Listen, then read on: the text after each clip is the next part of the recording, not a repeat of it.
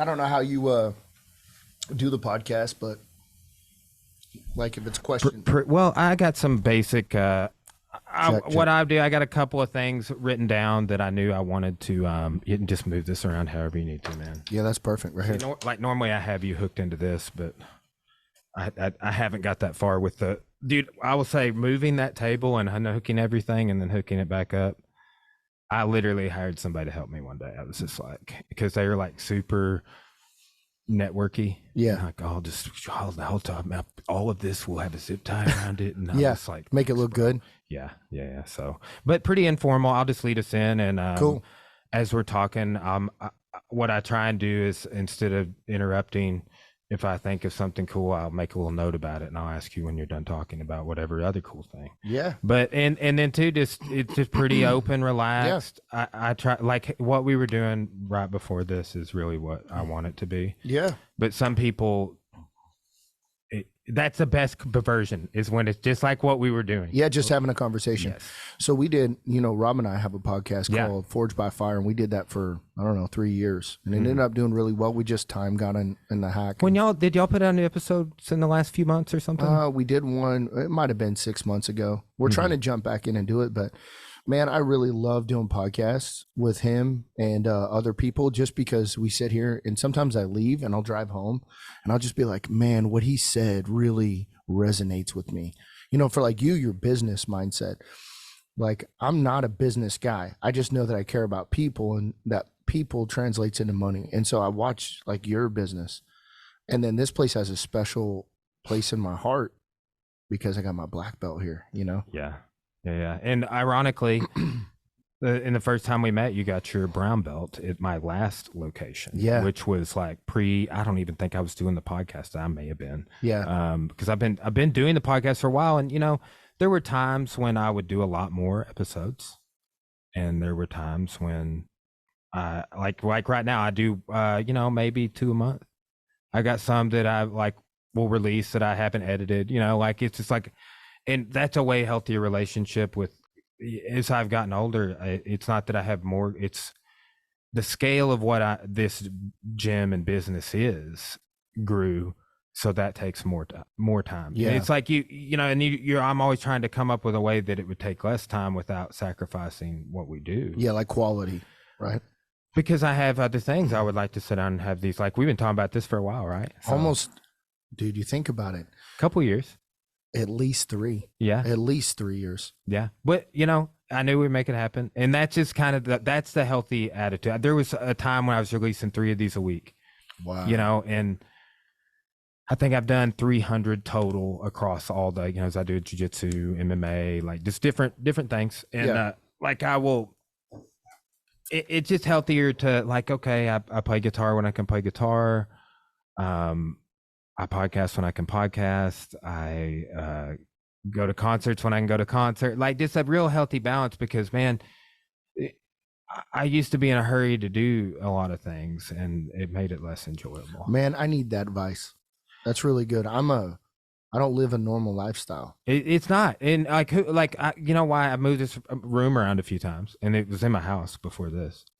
But like, I didn't know how I wanted it to be. I didn't know, like, and I tell you, one of the hardest things ever is figuring out where to put the cameras and lights. Yeah. And then like you move things around, you're like, oh man, the lights are messed up now. Like I got to move this light up here over there. Yeah. But this is dope. This is such a cool place, man. I appreciate it. This is like the ultimate man cave. When I walked in here, this is not what I expected. Like Rob and I are like literally in his house in like the attic, But man, I will say at your gym / Gray Beard Forge, like that is because when I came out and taught that class, when y'all started rolling, he's like, hey man, let me give you a tour. And like, yeah, we went in, looked at the shop and like the store area, but like, wow, like you guys got a lot of potential. And like, I know you got that little loft area. Yeah. That's some of the coolest gyms I've ever seen. The spectators were above like that. Right. Yeah. Like Go-Kart's gym in LA is like that. I think the not the Valentes maybe. They have like a weird. They have almost, it looks like theater seating, right? Like it's like rows, and That's they go kind of up. cool. But it's like, and you can tell that they built their gym, but you can tell they're on a second story a lot of times because they've done like some drone things outside the, you know. But I'm like, okay, so yeah, this is a 2-story get up. One of the Gracie Academy in the 50s was a 2-story get up, 17th and 18th floor of a skyscraper. That's really cool. Yeah, that's really cool. Yeah, we have a lot of growth. It's definitely a blank canvas right now. I think it's cool that we're partnered, side by side with a gun shop. I mean, it's just kind of, and it fits the philosophy, my philosophy of fighting, but to have a gun shop and the mat side by side, and you watch people that are going to buy guns and they'll walk in to go to the bathroom and they're like, we're playing heavy metal music and people are getting down and they're like, they'll sit and just watch for a little bit.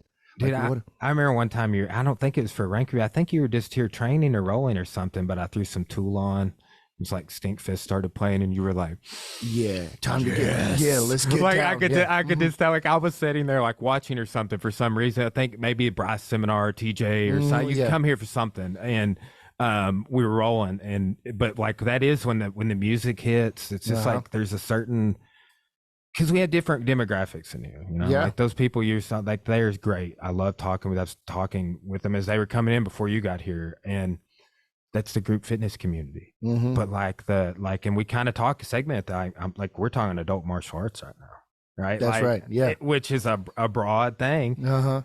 But that community gets down different than the other one, and that's exactly right. That's fine. Yep, and I'm the same way. I believe the same way you do is that martial arts or jiu-jitsu should be for everybody.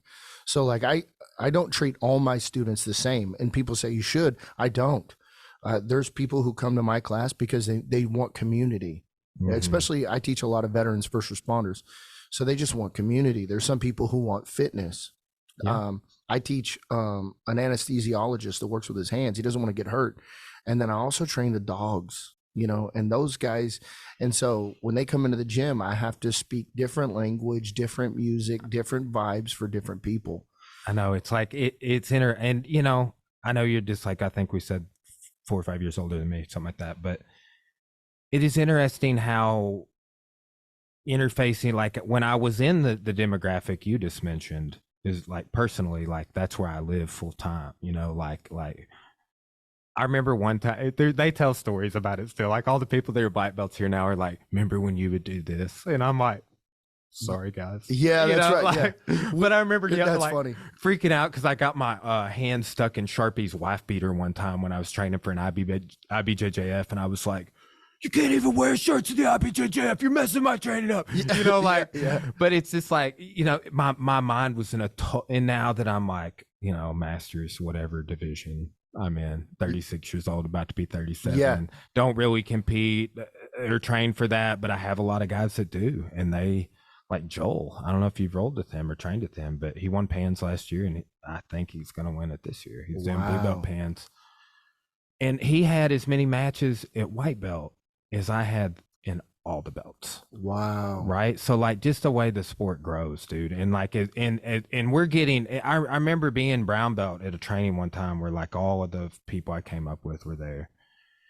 And it's just like, we're getting older as that's happening, So, but then it's like, there's still that demographic will always exist. You just won't always be in it. Man, that's so good. But you're like, oh, I've got this group, I'm going to keep them. That's the challenge. Well, I'll share something with you, man. I was having a hard time understanding age because I grew up, my old coach, and I want you to look him up. I got to show you a picture of him, man. He's a gangster. He's one of my top coaches. I train under a lot of people, a lot of people. I've seen some of the photos. That for some reason, I've seen several clips of you training in a suit, hitting tie pads. Yeah. I've seen that video probably 4 times for whatever reason. It just pops up periodically. Yeah, that's my coach. That's my old coach, Big Bill Dean. Bill Dean, the chainsaw. And so there was a point where I was having a problem with age. I wasn't understanding. I was still going hard. I was very a hard knock person. Like, it's time to fight and we're going to go hard in the paint. And I had somebody come and tell me this philosophy, and it really changed my life. He said, from the age of about 16 to 20, 25, you're a battlefield warrior. You need to be slinging the battle axe. Yeah. You need to be bayonet, close with, destroy the enemy by fire maneuver. Like overtraining, yeah, of course. Yeah, you're the dog. And then he said from about 25 to about 35 to maybe even 40, you start to become a battlefield lieutenant. Now, you still need to dog it out. You still need to be throwing the battle axe, but you're now commanding younger troops. You're not going as hard. Maybe you're training only 3 days a week hard. And then he said from the age of about 35 to about 50, or until you're done training, he said you become a general. And that really stuck in my mind. He said, so General Mattis, do you think he's going to jump out of an armored vehicle and bayonet an enemy? The answer is no. And the reason why, because think about all the knowledge is now gone. Yeah. So like you and me right now, I'm 43, you're 36. Okay. We are one big injury away from never training again. I know. Yes. So that doesn't mean that we still shouldn't dog it out. General Mattis will still get down and, train with the troops, but he's not going to put himself in an environment where he can get killed. He's not going to do it. That's super interesting. That's just making me think about like some generals that we had that were in this, the conditions of the time thrust them into the position of being a brigadier general, or like Napoleon or Alexander the Great. I mean, he was 33 when he died. So and like he'd already taken over his known world at that time, right? But it's like, well, his dad was assassinated unexpectedly. That's why. So I think he was 18 or 19 when he takes over the army, right? Then just a little bit later, he's defeating the Persians, Darius III. But that's interesting because those guys were doing the stuff like what you're saying on the field with their troops, but that's the exception. And probably why we're still talking about it. That's exactly right. Right. Like, a lot of Caesar's, I would have to look back at his ages, but like, man, when you're talking about Caesar and Cleopatra and he's 60 years old, he's an older guy at that time, right? Like he's already had the cool career and done all these things like a long time ago, really. And yeah, he's still doing, but it's like, dude, you're 60. And that's right. Cleopatra is like 15 or something like that, right? We don't know for sure, but she's like 15 to 18 when they're getting their diplomatic hangout, So. Yeah. So the philosophy is, right, we're getting older. You said it right. The environment is the same. We get older. And the more I train and the longer I train, the black belt is not a superpower. It doesn't, just because you have a black belt on doesn't mean that you can tap everybody. And that's the philosophy we really need to start putting out to people. I'm a realist. You get a D1 wrestler. There's a guy right now at Westside MMA. I think his name's Dylan. Dylan Johnson. Yeah. Bro, a gangster. He's great. Yeah. He's a good dude, but he is a dog, man. And so like I said, I'm 240, 245. And this guy was all over me. I mean, picking me up off the wall, holding me down. And I get up and I'm like, and I think he was a purple belt, maybe a brown belt, purple belt. Yeah, I still don't. Yeah, I think he might have got his brown belt recently. Dude. Right. It tore me out the frame, And so you have to stop for a second and realize Dylan's what, 25, 24? I mean, how old's Dylan? I don't know. I mean, he's definitely not 30 years old. Are you ready? Yeah, I'm closer to 50 than he is at 40. So that's a disparity, and so the black belt doesn't make us this superpower where you can tap out everybody. What it means is, I think the black belt just shows experience. It shows knowledge. It shows, hey, listen, learn through my scar tissue. Hey, you're in that next phase. Yeah. Which I still dog it out. I'm still I still like competing. I still do shooting competitions. I still I'll probably compete in IBJJF as a black belt. I like that, but I'm not going to grind every single day because I think I'll get hurt and I won't be able to train. So that's why I do that 80-20 mentality. 80%, I'm having fun, I'm laughing, I'm joking, I'm honking people's noses. It's got to be that, man, more than it, because it just wasn't that for me ever. Yeah. When I was coming up. Yeah. Right. Like it was for some of my people, but like when I was competing, I was unable to simulate that mindset for myself. And like the context now has changed. Like I have a way healthier mindset about competition. I will say, dude, seeing Danny Drain compete was like, I'm about to cry just talking about it, dude. Yeah, come on, man. Like it was. I love that, bro. Hey, that shows where your heart's at, man. He never had to do that, to gain more respect from me. I was like, no, you don't have to do anything, dude. You already done it. Come on, man. I just like, man, when I think about that. I love that, dude. But, that dude, like I was saying earlier when we were in California, like just totally humbled himself. And to see, like, I mean, he's ahead of us. He's in that next rung ahead of what we're talking about. Yeah, right? he's the general's general, right? And for him, and he don't know how to be there, right? Like he's making it up as he goes along. That's right. But showing us how to be. That's right. Like I told him, I was like, bro, I respected you, but like now it's just because IBJJF, like what, cool. But it was just like, and how old is 62. 62. And I've never seen him compete. I've never seen him compete. I was coaching him. Dude. It was like me and Eric and Mike. Wow. Just like right there. And the dude that he fought, like I've taken business class with. Like that super shows, like 3 or 4. Wow. Kovar. The dude is he's got to be. I just like from interacting with him, the dude's guru status on martial arts business, Kovar systems. I should reach out to him about having him on the podcast, but it's kind of weird since he just fought during. Yeah, but that's all right. But like after draft, I was like, bro, I've done like, and he's like, I know it makes it harder because I know who he is. Like, but like that's dude. He like in front of his kids, he's just was vulnerable after.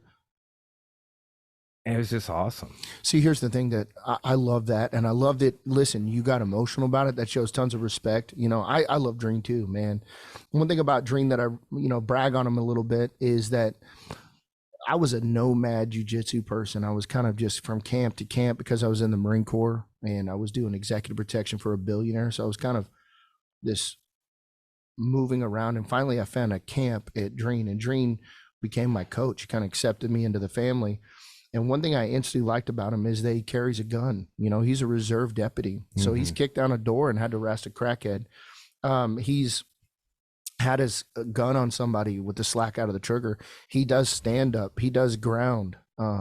They call him the Renaissance man. And so that's one thing that really got a lot of respect for Dreen and I is that mentality, is that he does it all. And that's kind of my philosophy as well, is be a warrior, right? And then sometimes that warrior gets played out. The word is being a warrior, but practice all of it. Practice all of it, because violence is unpredictable.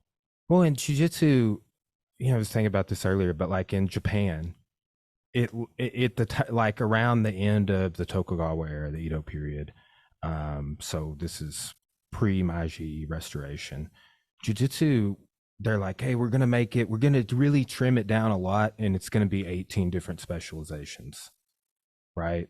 The 18 disciplines of the samurai. And it was like archery, like swimming in armor, like all of these crazy things. It's like, hey, if you're going to be a warrior, like you got to do all this. And like, we really narrowed that list down for you. Also, we would like you to know, like, this is like the bare essentials, beginner level stuff. That's really good, right? But I did not know that. You extrapolate it out in the prefectures and the different clans within Japan, and each one would have had subtle specialties within the clan, and then specialists within the clan, like individual specialists, right? Like, oh yeah, well, we got one of the best sword fighters in all Japan, right? It's good. His Kenjutsu's insane. And you'd have another guy maybe way up in the north. It would be like that. Like the Satsumas were in the south. So like the Unfactual Last Samurai movie with Tom Cruise I watched recently. It's pretty good. But I'll tell you what's crazy is Takamori Saigo's son moved to Brazil and taught jiu-jitsu in Brazil. The dude that led the Samurai Rebellion in 1877. But it's just like that. Jiu-jitsu was highly specialized, bro. It was literally all the stuff that you're talking about, not tying, guns. Like when they added the gunpowder, it's like, oh, well, we got to be shooting now. And even like all to that time, arrows were the number one cause of death, right? Like, but they weren't just doing all archery, and they were doing unarmed stuff the whole time. But I found this recently in Aristotle's Ethics, book number 5. He's like, well, clearly everyone knows that we don't need martial arts because, there's the Iron Age, but, we do it anyway because of these benefits. And it's like, they were like, oh, we don't need martial arts because of guns or gunpowder but dude, we're still doing it in the age of atomic weapons. That's right.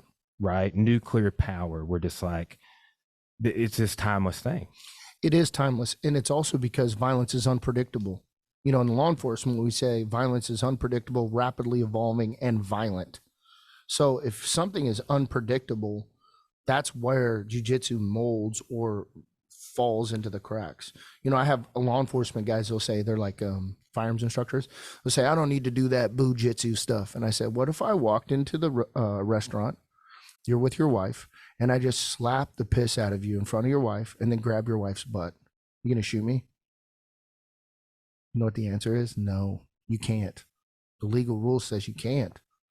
You can only shoot somebody if serious bodily harm or death is imminent at the time, right? Mm-hmm. So, and people have gone to prison on the line being kind of blurred. Like, if you would have stepped forward and back. I heard, like, Drang was telling me from some training he went to recently, it was literally the difference in the dude stepping forward into base or dropping back. That's exactly right. And so the thing about it is, there's a lot more margin when it comes to self-defense and martial arts. There's a lot more margin for protection. Mm-hmm. Like even Arkansas law, I can't remember what the exact verbiage is, but essentially in my words, it's you can use anything up to not including deadly force to protect yourself. Do you see how wide that is? Mm-hmm. So you can use whatever you need to protect yourself as long as you don't, serious bodily harm or death, as long as you don't really seriously injure somebody. So that's what I'm a firm believer that there are tons of benefits, but everybody should train it. There's something about men where you take 2 boys, young boys, and you throw them out in the yard and say, go play. Start wrestling. Why do they do that? It's something innate into our bodies that I think about that a lot. Like, I just got this new puppy, and he wasn't doing nothing the first couple of days, 6 weeks old. But now he wants to grapple with my older dog Hickson, which his name's Enzo. Yeah, but that's cool. And he just like Cora sent me a video right, like she's showing it to me right as you walked in, and he's like, "Oh, I'm gonna get you." Yeah. I'm gonna get you. Why is that? Why is it? It's innate, like what you said. It maybe it's a genetic level. I don't know where it comes from, other than it just existed for all time, and in every tradition, like the first writings in every culture, like, oh, we also wrestle. Right.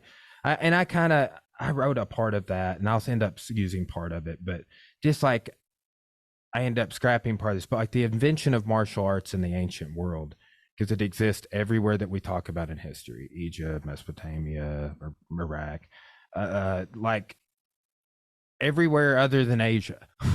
There's the same stuff. And I'm like, oh yeah, leg hook takedown, Kosodogari. It's over here 5,000 years ago in ancient Egypt. But it's just something about like when the first writings started happening. Like, think about Christianity. Was it Jacob wrestled? Yeah, with the angel. Yeah, exactly. First recorded grappling match. Yeah, ended up getting his hip jacked up. It'll do it to you. Like Hickson right now is like, my hip's messed up. Yeah, like he'll like he's like, the technique I want to do, I'm trying to do this other one because my hip hurts. And he's just, I'll say that, talking about like humility and like guys up ahead of us, seeing that dude be humble was one of the most humbling experiences ever. Like, because like, so we won brown belt there, and he's affiliate of Chris Burns, and met him last time I was there. But he's like, asked Hickson what to do when somebody's double legging you against the wall, against the cage. Right, and they're like setting up, and he goes, I never fought in the cage. Wow. And I was like, he could have easily just went into the Rolodex and pulled something out, but instead he said, yeah, hey, that's not my arena. And he says that, actually, I've heard him say it over half a dozen times, being there twice this last year. Wow. Right.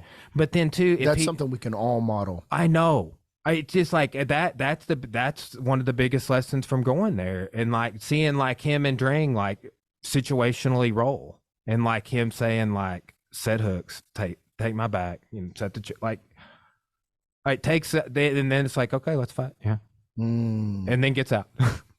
Wow. But there were several things like lockdown, and he's like, last time somebody asked him about the shoulder crunch sweep, like the sumigashi, and he'll go,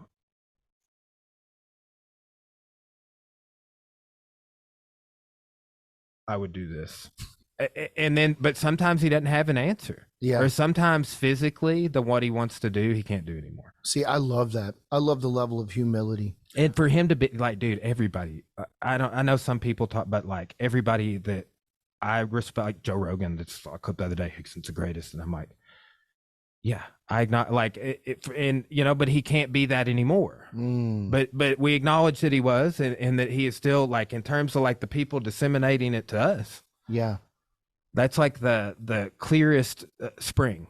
I think, yes. And I think we have to stop for a second and realize that you and we will be there one day, and that you don't lose respect because you're not, punching teeth out every Wednesday. I think there's this mindset that I have to be the warrior. I have to, and what happens is, man, you're getting older. You're getting older. To think that you're going to fight the same at 55 years old as you did when you were 25 is a fallacy. So I think what happens is we have to realize that, hey, I'm not going to lose respect, but I still think you need to grind. I still think you need to lead by example. I still think you need to get out there and prove because I think we can also lie to ourselves as men. I find that with myself. I find myself that I have to go find a guy like you, or go to Westside MMA or other gyms, and I have to find the big gorilla and say, I need to ride the roller coaster. Because if not, I start to lie to myself in my head. I'm a bad dude, man. I'm 240, I stand up, ground, whatever. And then I get there and get tore out the frame, and I realize, man, okay, here's where I truly am on the pecking order. And I think that we all need to do that, because martial arts that doesn't go back into the pecking order, that's when you start to get the no-touch knockouts and the LARPing, right? The slow-mo, and they think that it works. I think that you have to get in the fire, man. You got to get burnt. Have you heard right after Hoist lost to Matt Hughes, which I think was 2006, UFC 60 or 62. I always get confused because Alan Belcher got choked out with the first Darce in the UFC around like 60 or 62, and I always confuse the two cards looking back at them for some reason. But when that happened, Helio taught a seminar at the Valentes like the next day, and then so imagine what that room was like. Yeah. Oh, Hoist got rear mounted and pounded out. Like almost all of Hickson's 11 fights end in rear mount with him choking you or beating you. Like even the Yoji Anjo, if you read or listen to all the accounts of it, it's like, yeah, he flattened him out and pounded him and then choked him unconscious, then woke him back up and did it again. Wow. Like, and several of his guys, like Daniel O'Brien, all of his MMA fights, rear mount finishes. Right. But, that is, it's interesting how many of his black belts I have learned that little sequence from too. But also, sidebar, he won't release that Yoji Anjo video because he doesn't want people to perceive jiu-jitsu in the way of what he did to that man. Right. But Helio's like you could feel that, like Pedro Valente says you could feel that in the room. The doubt, like, what are we doing here? Like, we paid, probably paid $200 for that seminar or something too, and that's in the early 2000s. And he goes, and Helio's like, I think 90 at the time. He's late 80s or early 90s. And he goes, if anybody doubts the effectiveness of jiu-jitsu right now, I will fight you. Right. And they're just like, oh, well, we don't. Dang. And that's just it, dude. It's like drink competing. It's like, I'm willing to put this shit on the line. Yeah. Like that's just a whole other level. Like, okay, Helio could not beat everybody in the room. Yes, but he was willing. Yeah. That gives me goosebumps right there. Me too. Hey, that's a cool story, right? Just say, I'm willing. I'm willing to, this is how much I believe in it. I'm willing to put it on the line, knowing that he can't beat everybody. Yeah. Yeah. Like, I mean, you know, but that's I try and talk to people about like why we have these keywords associated with what we do, right? Like I'll be telling somebody to like turn their hip and drive off the rear foot on a cross or right hand, you know, and they're like, oh, I keep forgetting or whatever. And I'm like, yeah, that's why this is associated with discipline, right?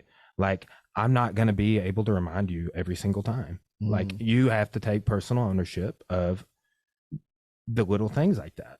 Right. And like, like, you know what, I forget them sometimes too. And then it's like, might even become a bad habit on this or that or the other. And I have to always go back to my fundamentals. Like, right. Yeah, like that's good. Right hand needs to come back to my face after I punch. Like simple stuff. I'm like, bro, it's the same for me. I just have approached it in this way. But confidence. That's what Helio's trying to get across is like, because I do jiu-jitsu, this is it. I'm willing to die over how much I believe. Wow. I mean, that's big time. Yeah. Cause he's like gave his whole life to it. Like and what his kids did. And two, I mean, there's most of the non-Gracie lineages in Brazil converted to judo. Because that happened, and there's obviously still Japanese jiu-jitsu in the world, but because that happened, essentially all of the lineages that we are accustomed to are Gracie lineages. Even everybody says the Fada lineage. Dude, Luis França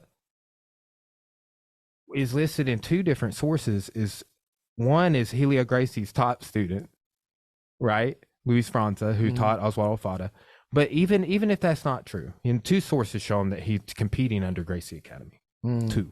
So as a historian, I'm like, dude was a Gracie guy, and tried to cover it up because him and Helio got into it or something, you know, which happened. Yeah. Dude, Joao Alberto Barreto says this, and it's a trip. And I have a paragraph called this because there's a whole bunch of guys that lived at the academy, right? And he goes, no, I was the psychological son of Helio Gracie.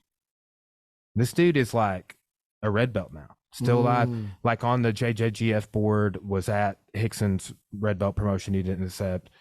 This dude lived in the gym with Carlson when he lived there, you know, like, and he's like, oh, no.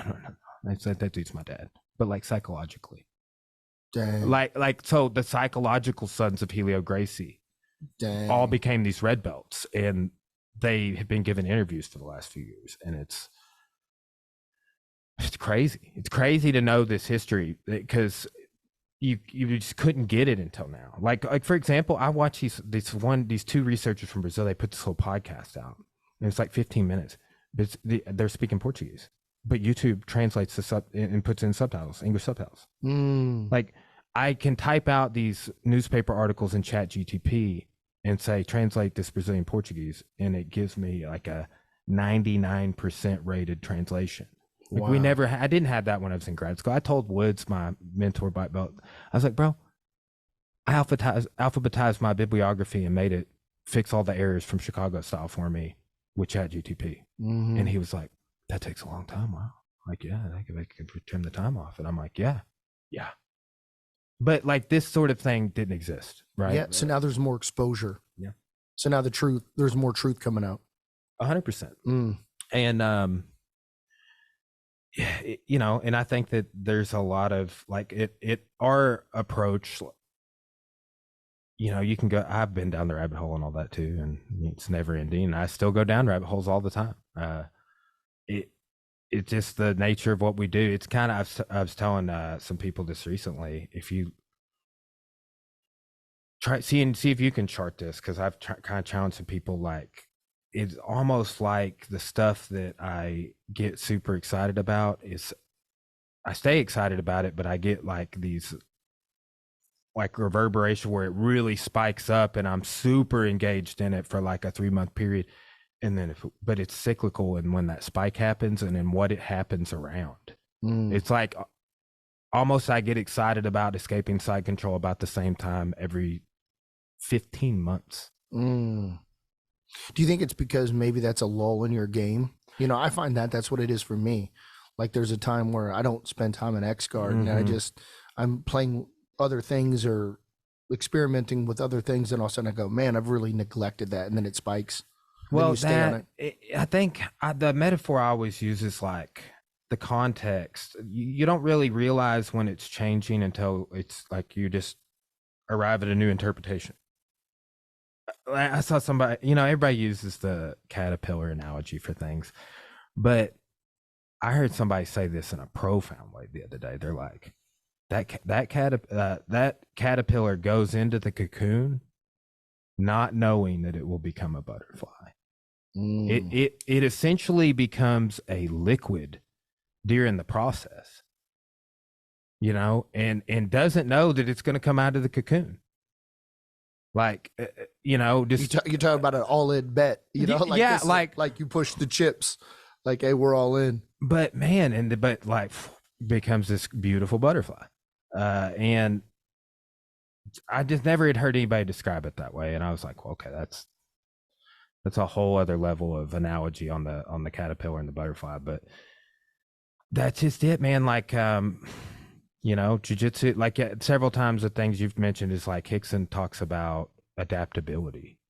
You know, you have to be able to change course. Yeah. In an instant. Yeah. You know, I tell my students all this. I tell them I'm a big person on rolling, like the environment. I believe in adaptation for jiu-jitsu.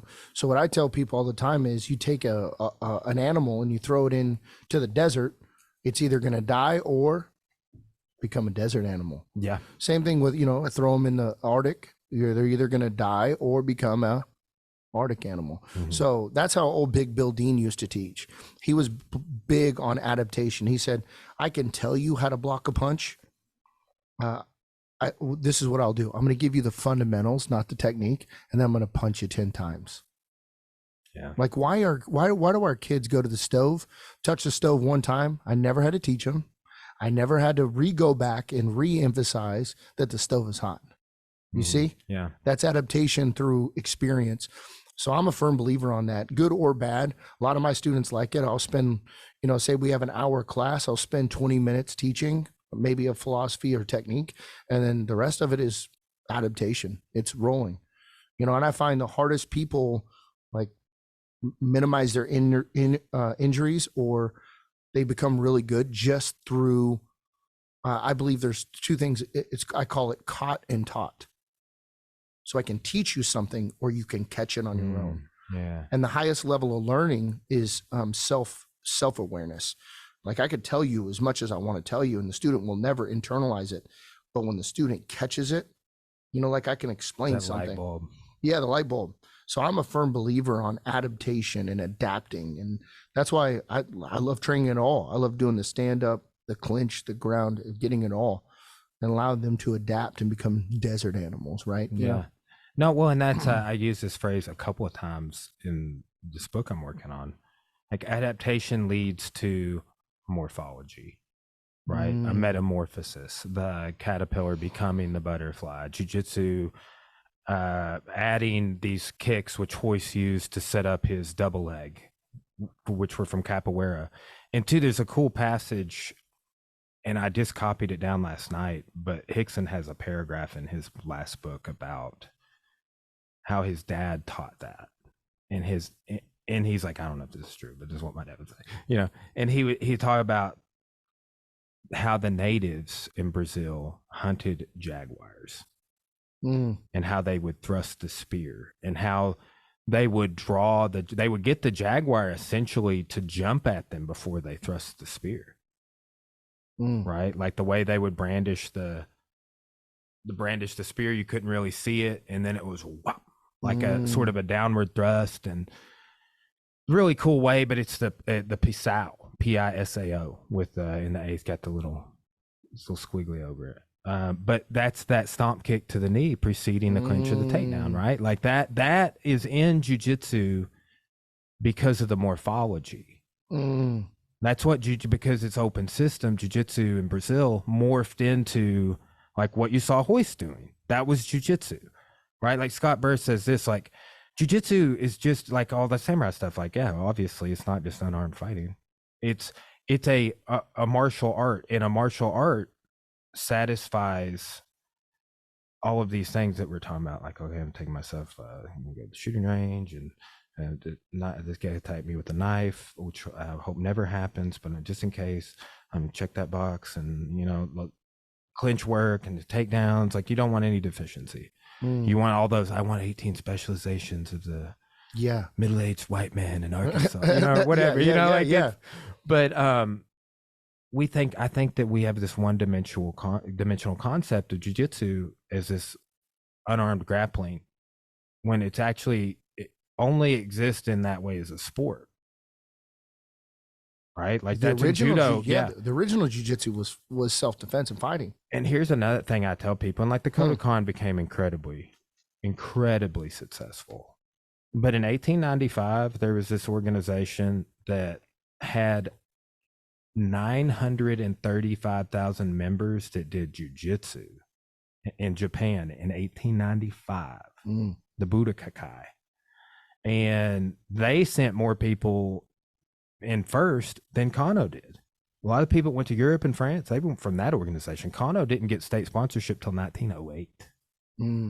And then that organization, you probably are like, who's this Budokai? They got our good friend Douglas MacArthur took care of them. He's like, y'all are done.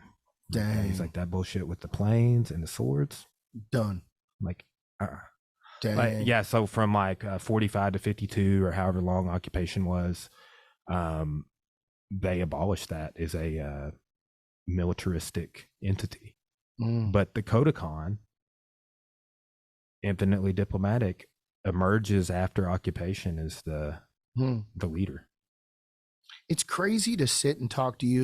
Your background is history, and that's what you love, and that's what is to how martial arts has filtered through, right? I have a lens. When you already understand it in that same way. It's like why we're getting off on that conversation. Yeah, right? Like the way you're talking about adaptation is the way that Chris Howder talked about it on my podcast. Is a similar way as I talk about it in the book. Is a similar way as they talk about it in science.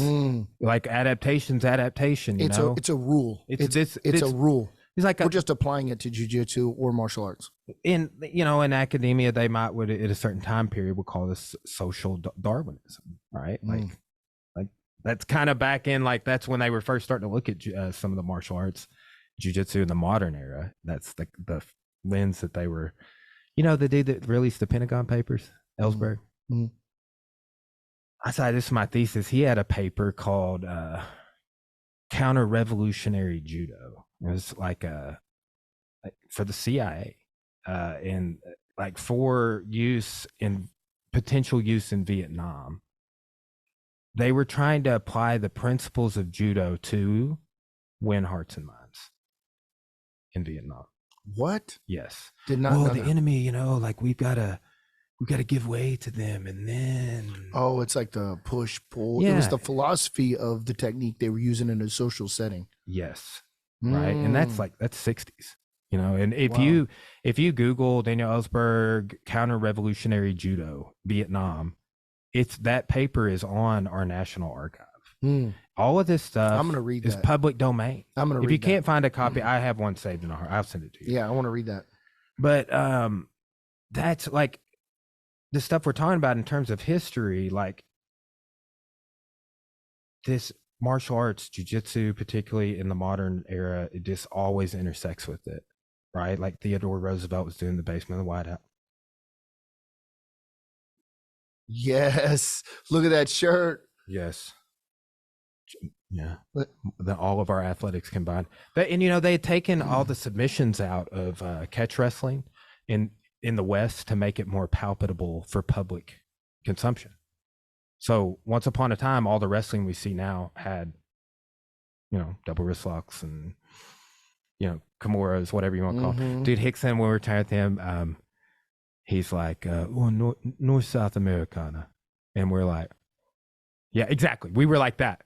Like, what's a North? I'm like, yeah, I don't know what that is. I was like, man, it's the one where you hook the elbow and you sit through. Like, I'm like, I can make this work, but I don't think that he's talking. And then Jack is there, and he's like, he means Kimura guys. But I'm like, well, then use that term. Yeah. Well, but check it out.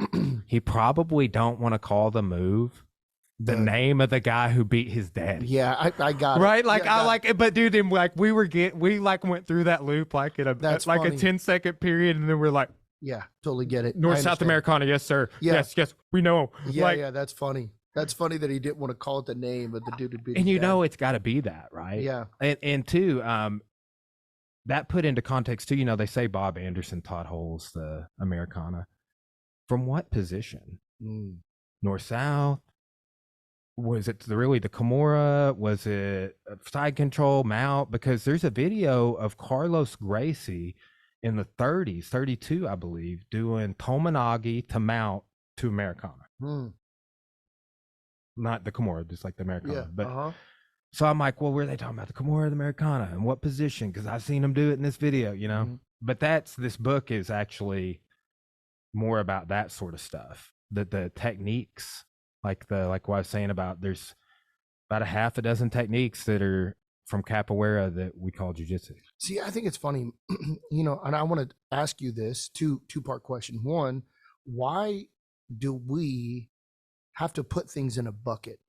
You know, like I get this a lot, and maybe you can shed some light on it based on your background. I said, Ryan, are you a gun guy? Ryan, are you a knife guy? Ryan, are you a stand-up guy? Ryan, are you a jiu-jitsu guy? In my mind, I'm trying to study violence, right? So this holistic approach of violence, and the Army does really good of teaching the 5 phases of combat or fighting, which is projectile, striking, clinch, takedown, and jiu-jitsu. So why do we put things in a bucket? And then why do we have an overemphasis of marketing or claiming something? What I mean by that is we take a hand, we make a ball with it, and I ram it into your face. Why do we have to name it something? Why do we have to market it as something? You know, because what's funny, like an Americana, you have an Americana, you have a key lock, you have Udigarami. Yeah, they're all the same. Hammerlock. Yeah, hammerlock. You know, they're all the same. Branch, you know, it's called branch up and branch down. Yeah. And that's like a old school kind of Paul Sinketch. I still see him talk about it that way. But why is it all the same? And then we have to put it into, like we say, jiu-jitsu. Well, when I was in the Marine Corps, I didn't do jiu-jitsu first. I did pancration. Like I was trying to tell somebody what shudo was the other day, and they like didn't understand what I was saying. I was like, no, SHOOTO. Yeah, shudo. Yeah, and they're like, no, I've never heard of this. Yeah, you're like, bro, crawl out the cave. This is the old school stuff. And this guy was a wrestler, and I was talking about, you know, in shudo how they ride the kick back to the single leg. I was like, bro, you got to do this, because he's wanting to fight, and he's never done any striking. And I'm like, you can't just be a wrestler. We got to add. I was like, watch this, you know. And I was like, this is Eric Paulson and judo. Yeah, and Eric Paulson. And he was just Love like, Eric Paulson. What are we talking about? Like, he thought I was saying. I can't remember what he thought I was saying, but he didn't hear shudo coming out of my mouth. Yeah. So what's funny is, like, when I first started, I started in pancration, and I remember, because I told you earlier, I had to do martial cultural studies on these warrior cultures to get my black belt, and one of them was the Spartans, one of them was the Apaches, the Marine Corps Raiders, and I had to do these studies, and I took it very personal to do these. Bro, you should do a podcast on each one of those, dude. It would be sick, dude. I learned a lot of stuff. Well, one thing that really caught my eye was pancration, and pancration is the all fighting, essentially. I've got after we finish this, I got a book in my car. I will bust out and show you. It's over ancient Greek martial arts. Yeah. So you think about it, dude. Listen to this. So why are we calling it jiu-jitsu when there was a guillotine done way back in the day of the same choke? Yes. It's crazy how things are marketed and put into buckets. This is Krav Maga. So that's the pancration kick to the knee. Yeah. What does that look like? Yeah, that capoeira thing I was talking about. Yeah. So see, I actually say this too, you know, like, but yeah, it's a teep or push kick. The shoulder throw, also from pancration. Yeah, they have markings of a guillotine. They also have a footlock on a vase. These are drawings from the Tomb 15 and Beni Hassan, but that's Haragoshi. Head and arm throw. Yeah. Yeah, that's old school pancration right there. So see, this book is kind of, because in Western Civ or in World Civ, it's a package thing. It's like, well, we got to talk first about, some people do Mesopotamia, I do Egypt first. Egypt, Mesopotamia, and then all of the people in the Levant area, like the Philistines and Israelites and like those cultures that came up in the Persians and the Neo-Babylonians, the Chaldeans, all these tribes that became ascendant a little bit for certain Assyrians, one of my favorites. But then you're like Greece and Rome.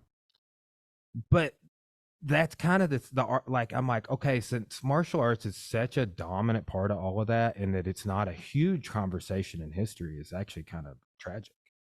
Because there were 7 people that were martial arts historians when I graduated with my master's, and shortly after that, one of them had a brain aneurysm and died.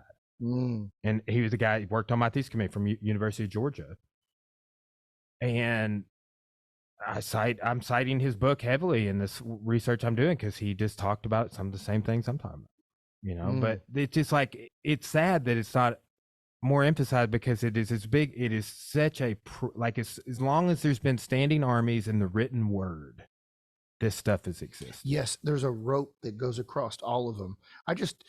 Why do we as a society package things like, and so like, Ryan, are you a Krav Maga guy, or like I have to subscribe to a camp?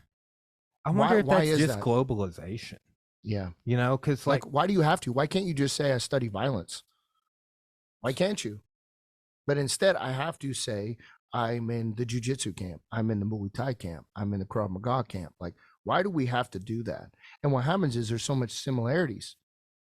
Oh yeah. But is it marketing? Technique. Like, I think it is. I think it's marketing, and I do think, well, it's kind of new in the sense that for all time this was not possible.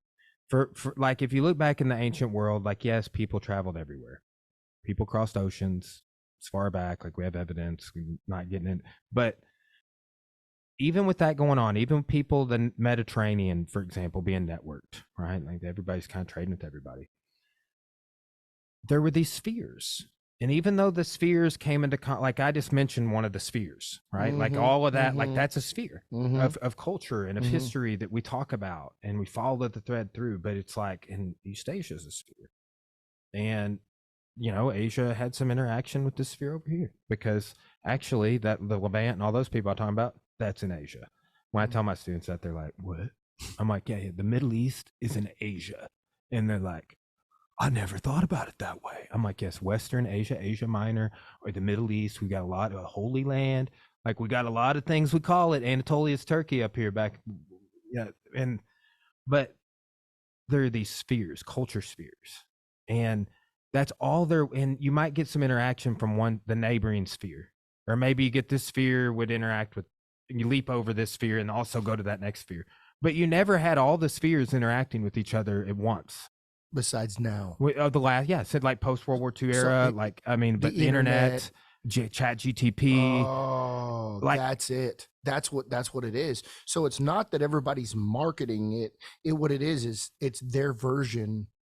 So you have a centralized idea that it doesn't move. It is violence, right? So this sphere of culture has grabbed it and said, hey, this is our version, this Sambo version of violence. This is the Brazilian view of violence, right? And so that's what it puts a nationalistic spin on it, basically. Right. Unless you travel, right? Unless you've been in the martial arts for a long time, then you might have trained in those arts, and then you start to see the similarities. Versus if you were just closed-minded, and people ask me all the time, "What's the best martial arts?" The one you train, And so that person might say, well, boxing's the best. It's the best. Krav Maga is the most violent, or whatever it is. But when you start to train in all of them, you say, dude, they're all similar. Oh, yeah. They just, philosophy behind it is different. The training modality is different.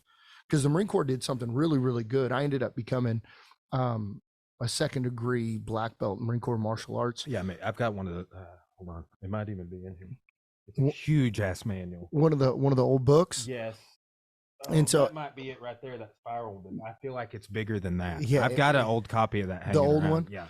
And so what's really cool, the martial arts, what they did is they took, I think it was General Conway. I'm not really sure, but he took a group of guys and said, I want you to go out and rob. Was that guy called like the Unkillable Soldier or some shit like that? I can't remember. General Conway, I can't remember. Yeah. But he was kind of the guy who pushed the Marine Corps martial arts, because we had an old system that was really stupid called the line system. It was like some weird name, like linear interlocking neural, not something engagement. It was really dumb. It was like this systematic approach that you should be able to kill people. And there was really no application of violence. It was all thought through process, but no one ever put it in the fire and see if it burnt, right? And so they come in, and what they said was, go steal all the best moves. Go steal all the best moves from Kali, Judo, Jiu-Jitsu. And they came up with this curriculum for the Marine Corps Martial Arts Program. Now, some would say the Marine Corps Martial Arts Program is still a little hokey, and I would agree with it. But what I liked at the very high level is we tested it. So you and I got in a room. Grappling. I've seen the jackets. I mean, yeah, out of all of the stuff I've seen and known some people that have gone through it other than you, that's got to be the best out there, right? In my opinion, in terms of like somebody that tried to make right now in our network, trying to make a comprehensive system.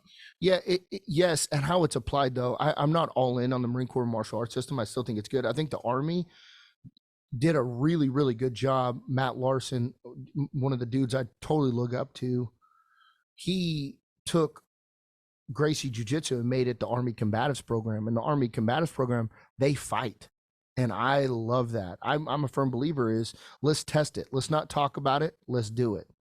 And so Matt Larson really did that. And I think that's awesome. Other branches also. This dude was born in Arkansas? Who, Conway? Yeah. I did not know that. Maybe it's the same guy. Yeah. Yeah. He was born in Arkansas? Yeah. Okay. He's now he's 76 years old. He was born in Walnut Ridge. Get out of here. Yeah. Wow. A lot of people don't know too, White Feather, most famous sniper, was born in Arkansas. Yes. Carlos Vietnam? Oh yeah. Yes. Yeah. There's the crazy story about him having a standoff with another sniper in a field, I believe. Yeah, and shot through the scope. Yeah, he's got the one story that you got to read about Carlos is when he went in to shoot an enemy general or high command. He snuck in. It took days, shot the person, and crawled out for days undetected. It's an insane story. It was a suicide mission. He was like, I'm down. Let's do it. You think that this would be your perspective on this? So with what's going on right now with drones, and with heat technology, and with how far away we can see. Dude, Dring was telling me they were surveilling somebody a while back, in a helicopter from 3 miles away.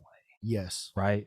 They had the technology on that. And that's the thermal technology? This was a camera. Yeah, they had a camera on the chopper that he said from me to that chainsaw Indian carving over there, he could see it just like that. Oh, he's wearing a plaid shirt, red and black. Yeah, it's blue jeans, Converse All Star, or whatever.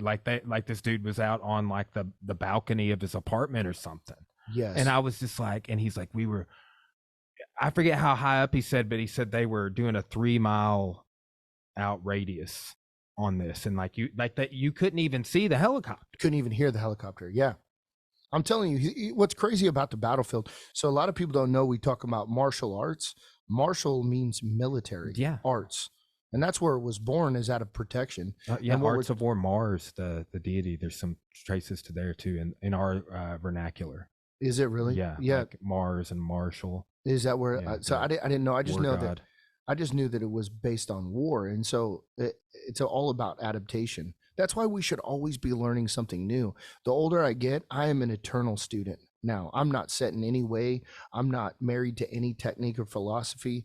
I'm always trying to learn. I do stand up. I do, clinch, throws, and takedown. I want to do it all. Same with gunfighting. I just recently, there's a new, technology of getting in the optics. Mm-hmm. I've been an iron sight guy for years. That's what I learned in the Marine Corps. And now I'm learning a whole new phase of learning optic shooting where I'm looking at the target and putting the optic in my vision. That's that is difficult for me.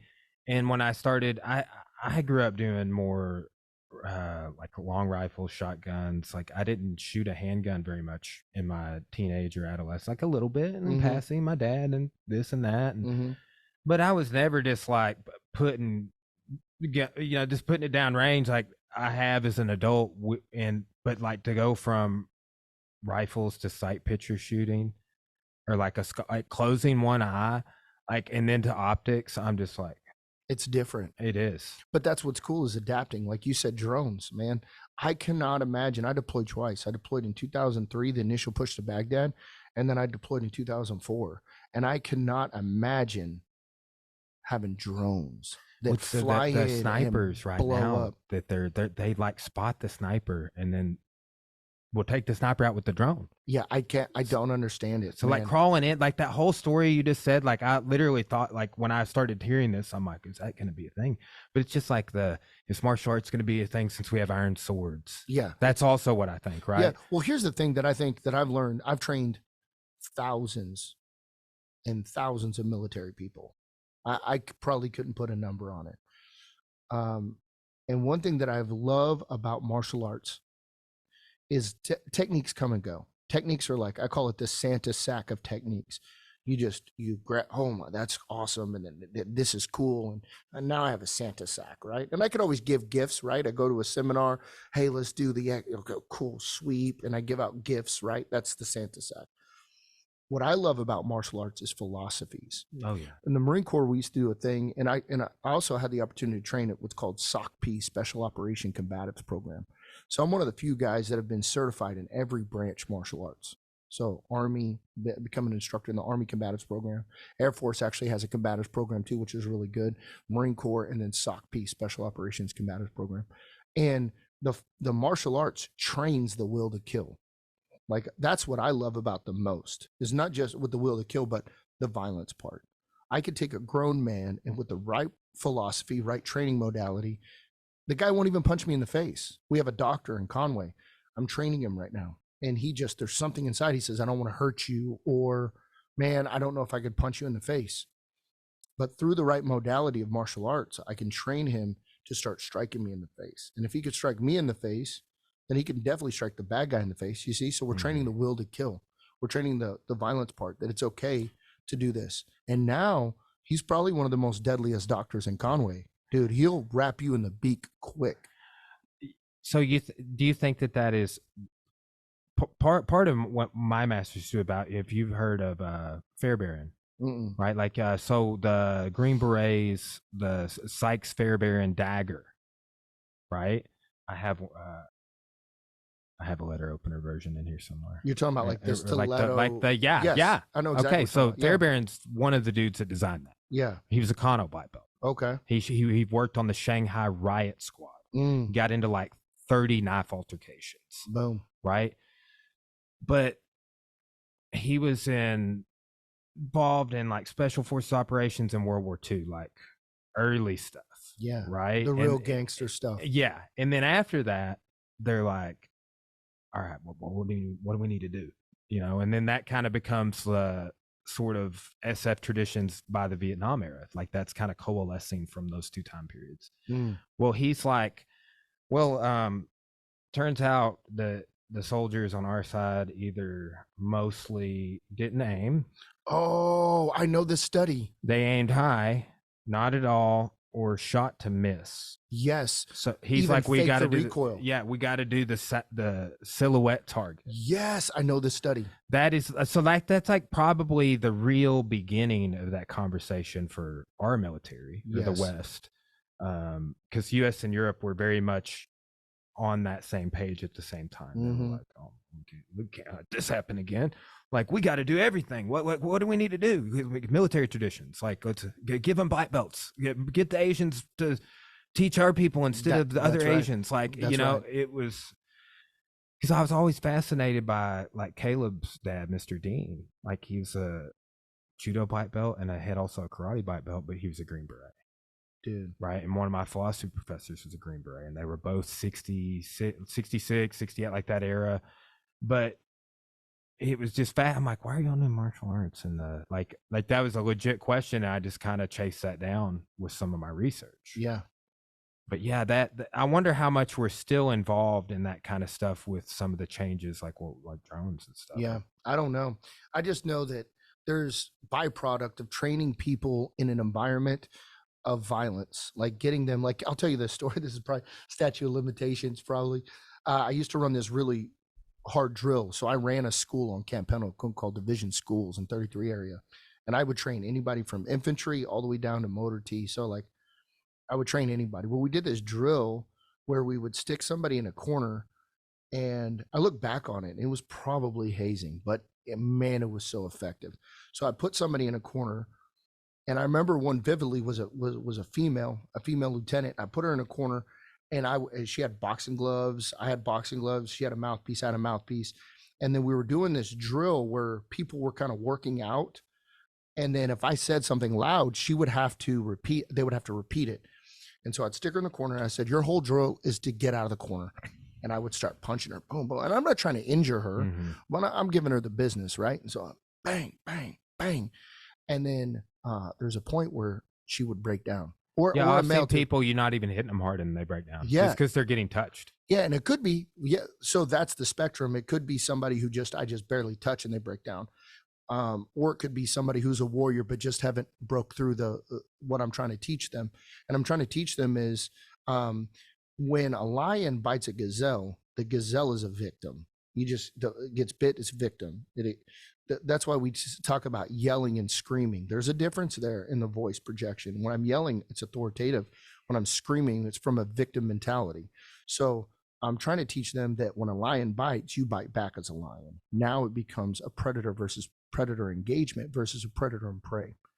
It's hard to teach that, but you could do it through action. So I bang, bang, bang, giving this lieutenant the business, and she starts crying. I say, in front of everybody, I say, fight or not fighting, and everybody repeats it.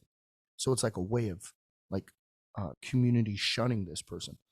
And I boom, boom, and I say, fight or not fighting, and then a little bit of encouragement, not much, just a little bit. You can do this. Put your hands up. Bang, bang, and the fight or not fighting, everybody screams it. And then I say, it's in you. Let's go. And then all of a sudden, I get goosebumps talking about it right now. All of a sudden, I see it. It switches. Eyes turn. Pupils dilate. And all of a sudden, oh yeah, boom, boom, boom, and she comes out of the corner. She's crying. She's screaming. And then I hug her and I say, dude, great job. And I've done this with dudes. I've done this with really high speed units all the way down to, the regular unit. And I've watched this. And now afterwards, listen, she walks different. She talks different. Oh yeah, that's that confidence. Yeah. She now knows. I've seen the bottom. When you get to the bottom of the ocean, rock bottom, that's the best place to build a foundation. Dude, I was like, I was watching it. I don't think it was the SEALs, but it may have been. But it was underwater training. Oh, bro, in the pool, and dude literally got panicky watching. Bro, like water is the worst. They were all like running with the cinder block, and then they did a flip at the end. Yes. And then they stayed down there until the last person did the flip. And I was like, different level of savage. When they weren't like, how you'll be underwater and you'll like start like let a little out. And I never saw one of them let an air bubble out all the way down the pool. And they're still down there. Yeah. And they were doing all kinds and I know you've seen more of that than I have, right? But just like, and I'm hearing Goggins talk about that. Yeah, he's real with it. He's a different level. Because that was what kept him out. Like I think his first 2 times, and he tried. He went for pararescue and I want to say maybe the Coast Guard, but like he could never in Buds. His first time in Buds, he could never get past the water, and then he becomes like water is rough. Yeah, then like the swimming out to find the boat, like he becomes that guy. Yeah, but he was like to hear him talk about him being afraid of water. Yeah. What it all boils down to is perspective. It gives you a perspective. Like most people, there's times that I see things in life where somebody has a really bad day or something going on and they're like, man, that really, really sucked. And my thing is compared to what? Yeah. Compared to what suck, you know? Hey man, I got fired from my compared job. to this podcast, you know, Compared to what? What? So when you go through really, really hard shit, you start to have a level of perspective where things really don't impact you anymore. Here's a good example. This guy was telling me about a plane crash that happened here in Little Rock, on a prop plane. And they're driving. This guy's in the military, you know, hardcore, done some hardcore stuff. And all of a sudden the engine stops. And they're like over by the airport where it's like all trees and like, where are we going to land, right? And the instructor is like, starts kind of freaking out. He starts calling all the codes or whatever. And the veteran's just kind of chilling, you know, and the guy's like, you know, oh, we got to find a place to land. And then they kind of land and it gets all jacked up. They land in a field and they say, and the guy's like, we're locked in here. He's telling the thing, we're locked in here. We can't get out. I don't know if it's going to explode. And the veteran just reaches up and just hits a switch, lifts it open. And the guy's like, oh, are you not panicked? He's like, bro, he's like, not once. He's like, I've been through way worse than this plane. But for the pilot, that was the worst day of his life. Yeah. For this dude who's done hard stuff, he was like, yeah, that's like self-defense. I always use this metaphor. I'm like, oh, you're training for the day you hope never happens. Like nobody hopes to crash their plane if they're a pilot. Like that's what the day you hope never occurs. Like even as a flyer, I fly a lot now. Yeah.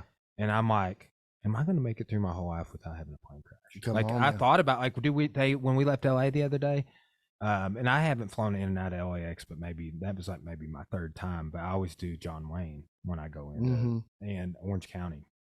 But they fly like 5 miles out over the ocean, and I'm like, guys, there's like sharks and whales and stuff down there, and I don't want to be over the ocean right now. Jack just flew from Tokyo, and he flew over the ocean, and he told me about it, and this is not what I want. That's exactly right. But it was like, yeah. But here's the thing. Your listeners, if they're listening, you know what you do is you take yourself there first. Yeah. Take yourself there first. That's why when I go to the gym, I like to fight the big guys, the big, scary dudes. I like fighting those guys first. And sometimes I lose and, you know, sometimes I win, whatever. But I like going there first because if I can fight those dudes, I can fight anybody. You know, I want the guy like, you know, Sean Strickland.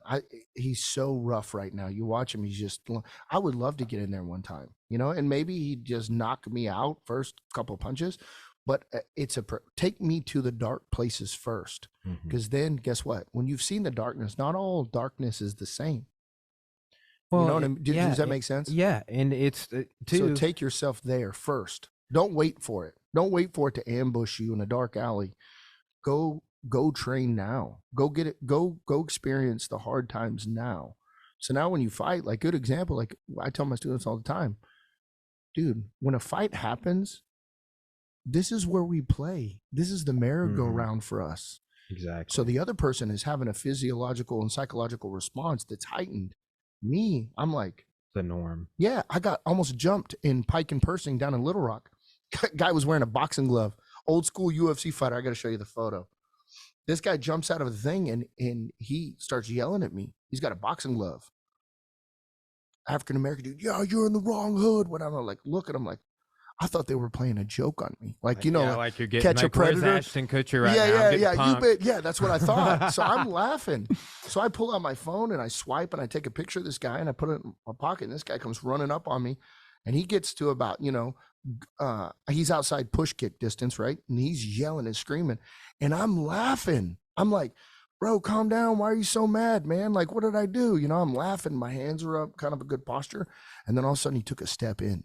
As soon as he took the step in, my mind instantly went to, I'm going to hit him with the 2-piece, no biscuit, shoot a double leg, and it's on, right? That's what I was thinking. Yes. And then he walked off. But the whole time I played that in my mind, if I wasn't training 4 or 5 days a week, what would have my mindset been when this guy came up to me with this glove?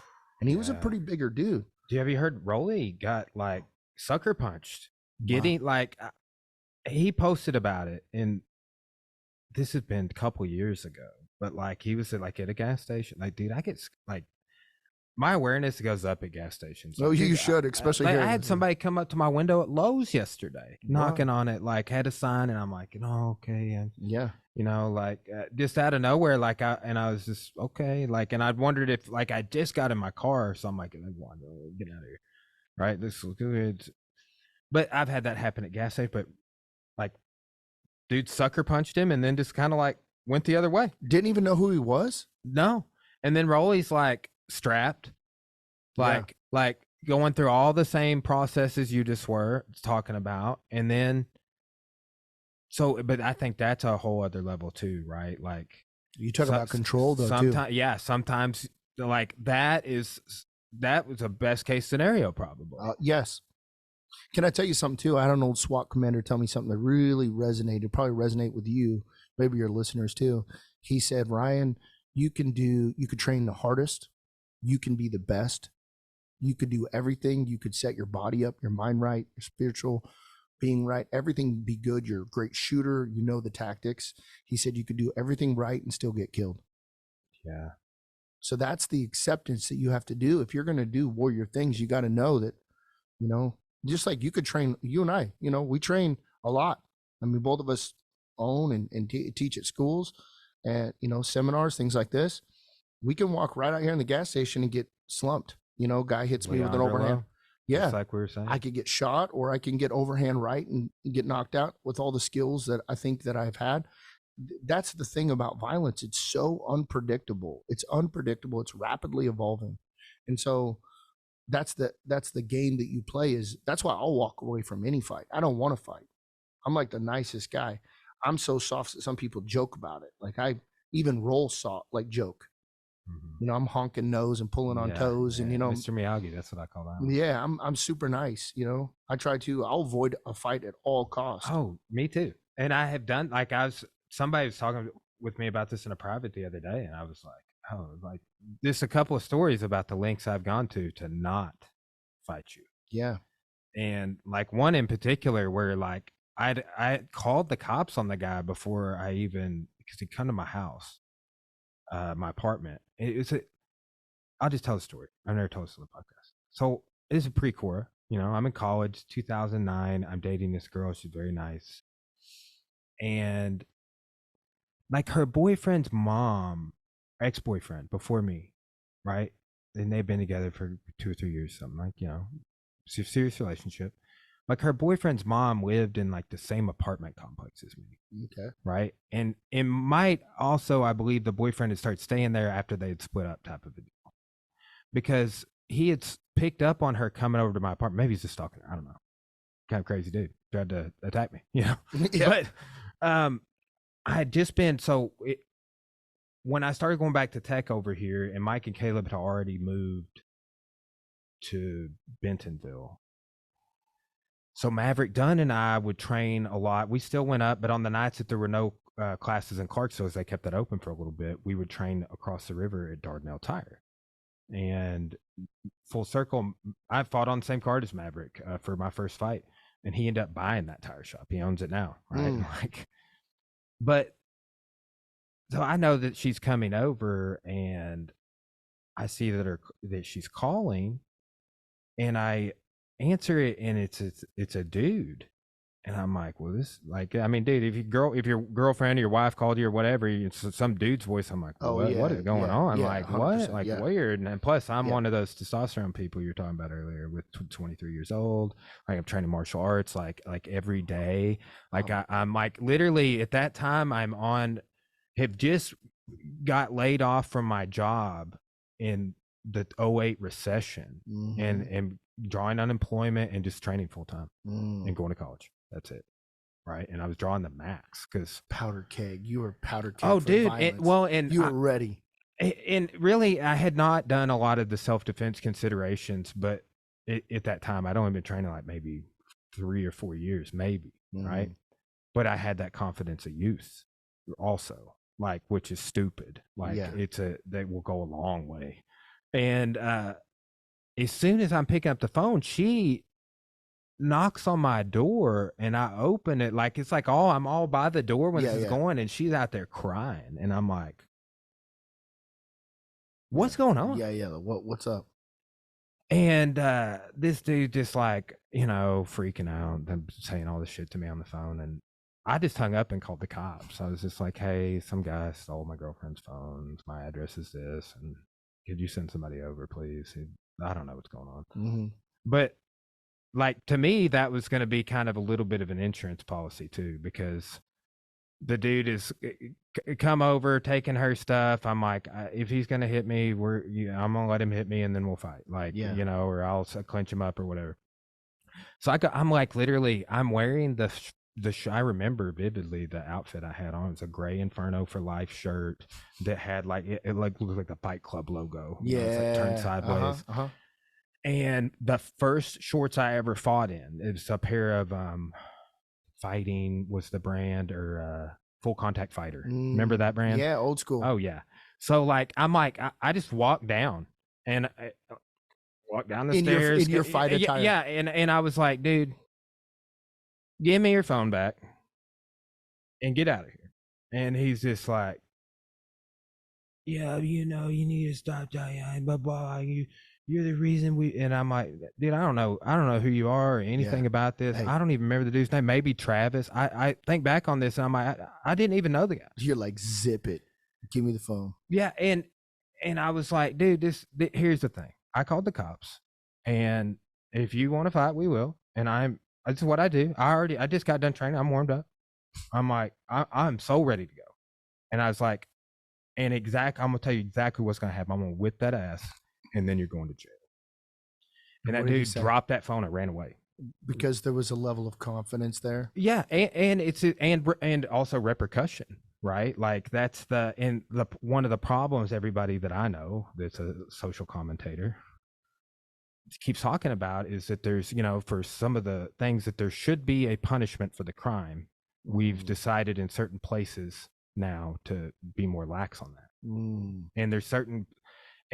When you start taking that back a little too much, then you get California, right? Like, which is the tents and the homelessness and just what I saw the last 2 times I was there. Yeah, I was like, this is not good. But yeah, it's just most people don't. It's posturing for for him. Yeah, he knew that there was going to be repercussions. He might have still done all right in a fight or whatever. We don't know, right? That's what I say sometimes too. Is you look at another guy, you don't know. He doesn't know. If a guy's going to challenge you in the street, he's already committed that he thinks he can win. No average person is going to say, you know what, I'm going to fight this dude. I think I got a high probability of losing. No. They've already made a commitment in their head. But when you told him and the way that you stood, you know, those indicators, there was something in his psyche that said, yeah, no, I'm not going to do this one. I'm going to tell you, I felt super cool giving my girlfriend her phone back. Yeah, of course. And like, you had to get up. You had the fight shorts on. Here you go, baby. Yeah. Let's go watch a movie. Yeah. But no, it was just but I told that story the other day because that's like, I was like, we can do this. Yeah. As a matter of fact, I do this for fun. Yeah. Like, and I am so down to do it right now in the grass. But you know what's really cool? You allowed him to have a choice. That's a humility piece, even though that we can both agree we were idiots younger, you know, that you gave him a choice. Mm-hmm. I look back, there was a lot of times I used to bounce at a bar called Rookies in Oceanside. And that's where I really got to do experimentation with fighting and find out what works and what doesn't work. You know, that's Henry Aikens talked. He worked in a couple of different huge nightclubs. Yeah. And his mentality on working a crowd like that was very interesting. Yeah. You get a lot of, you know, when I used to fight, I fought amateur MMA. I fought pancration on the circuit in Southern California. I did a lot of fights down there. SoCal Fight League and pancration. And that was good because it gave me experience. But when you fight at the bar, sometimes it's unfair because there's alcohol involved. But there was a lot of times, man, I took licks because I made mistakes, and then you realize what works. And what doesn't. Like elbows and knees and leg kicks are money. Everybody wants to punch people in the face, dude. If a guy doesn't train and you hit him with a big leg kick, chopping leg kick, foot sweep. Oh, bro, it smokes a dude. Or headbutts, elbows, and knees. Oh yes. There's many of fights that came down, and you just clinch up, put on the helmet. Cone block, close the distance, clinch 2 or 3 knees, and the fight is over. Dude, I love this.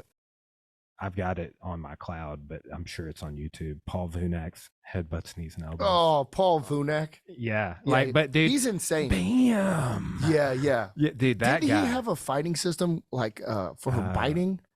Yes. Paul Vunak was Oh, a yeah. different level. Yeah, bro. Same with Boz Rutan though. You know, one thing that I could watch 1 million times is Boz Rutan's bar fighting video. Oh yeah. The dang it, dang it, dang. He say this to me, I not like him, I break his face. You know, like that video I could watch 1 million times. Dude, and Jocko's, I've been telling everybody this. Jocko's daughter hit that reverse ankle pick knee bar from like a rear clinch, somebody trying to pick her up in ADCC Open the other day. No way. Yes. And that's one of the first times I've seen it play out that way in modern sport competition, particularly no-gi.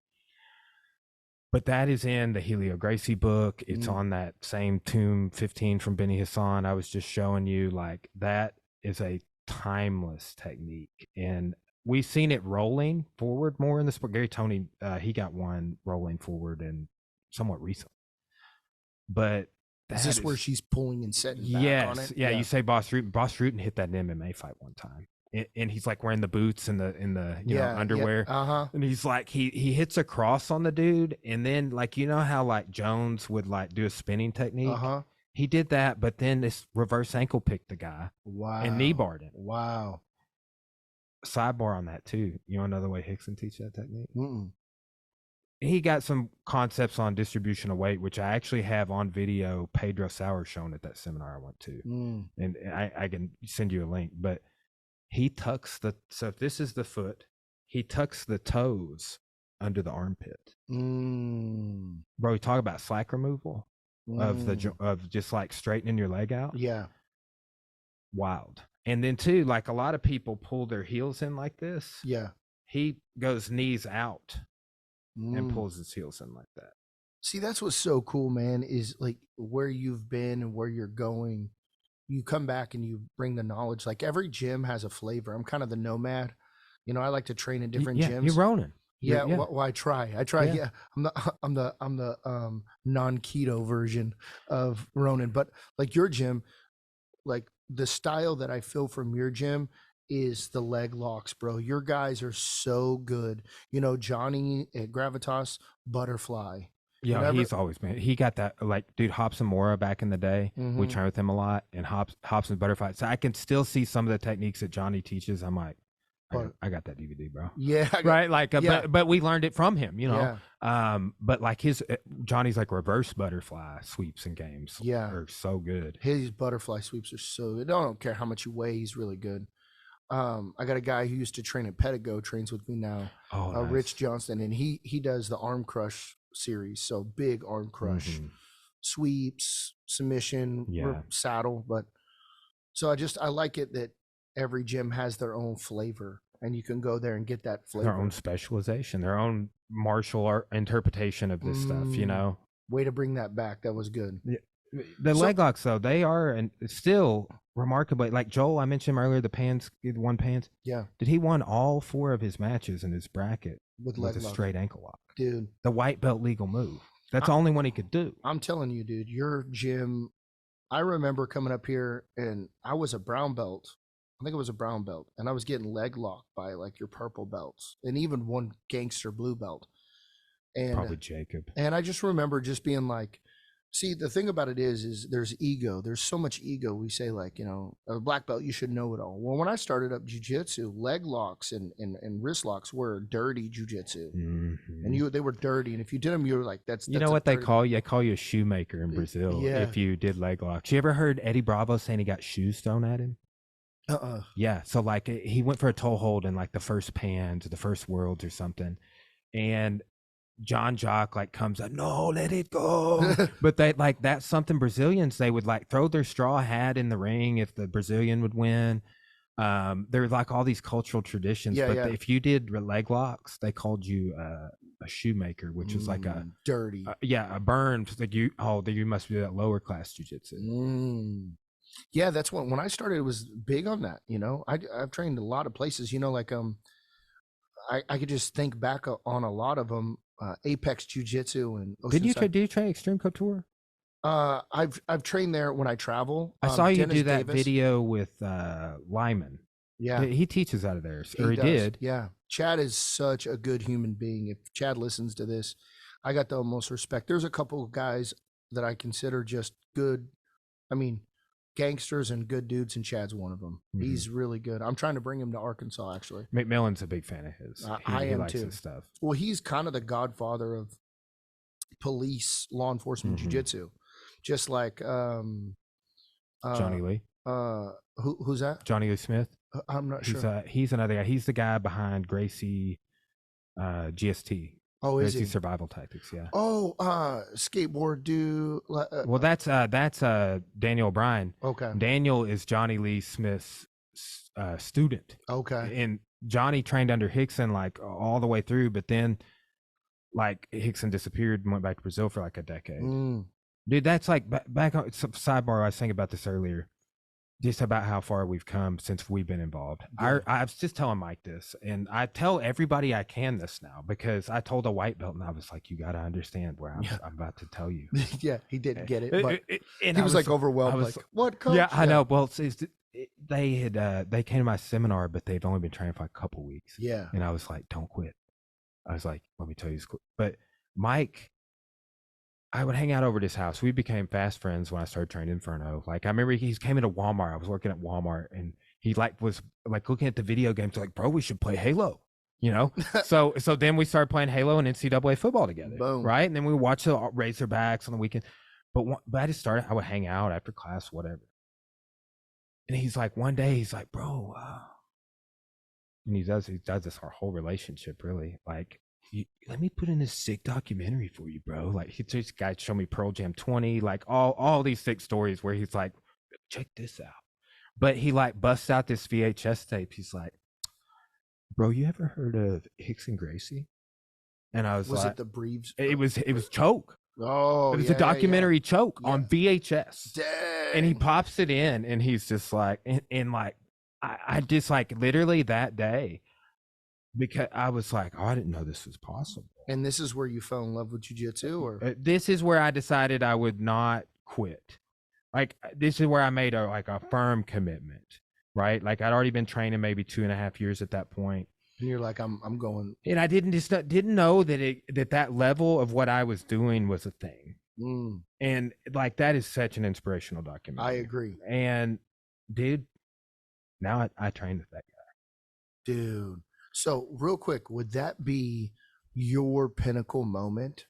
To watch that video and then train with the dude that inspired you to make black belt? And that's like every one of his black belt students, and I'm not like his student per se, right? Like, I get to go be in the room with them, but they have some like sort of weird story. Like when I was training with him for the first time, and he is using me as an uke, then he gets promoted to red belt.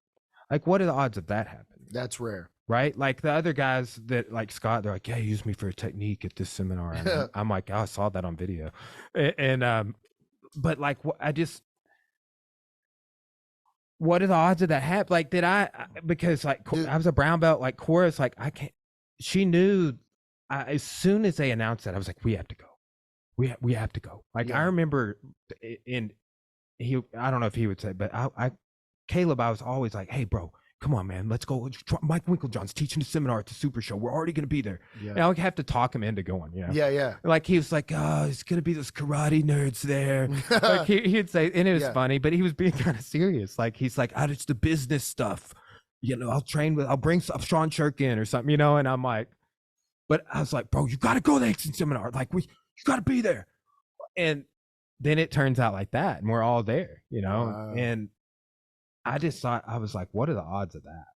Dude, how cool is it that you watched the video and... Well, I thought that at that moment, right? Yeah, but you made the commitment that I'm going to make it to black belt after watching the video, and then you're in the room with the dude that motivated you to be a black belt. Watching the second dude that motivated me the most, probably, roll with him.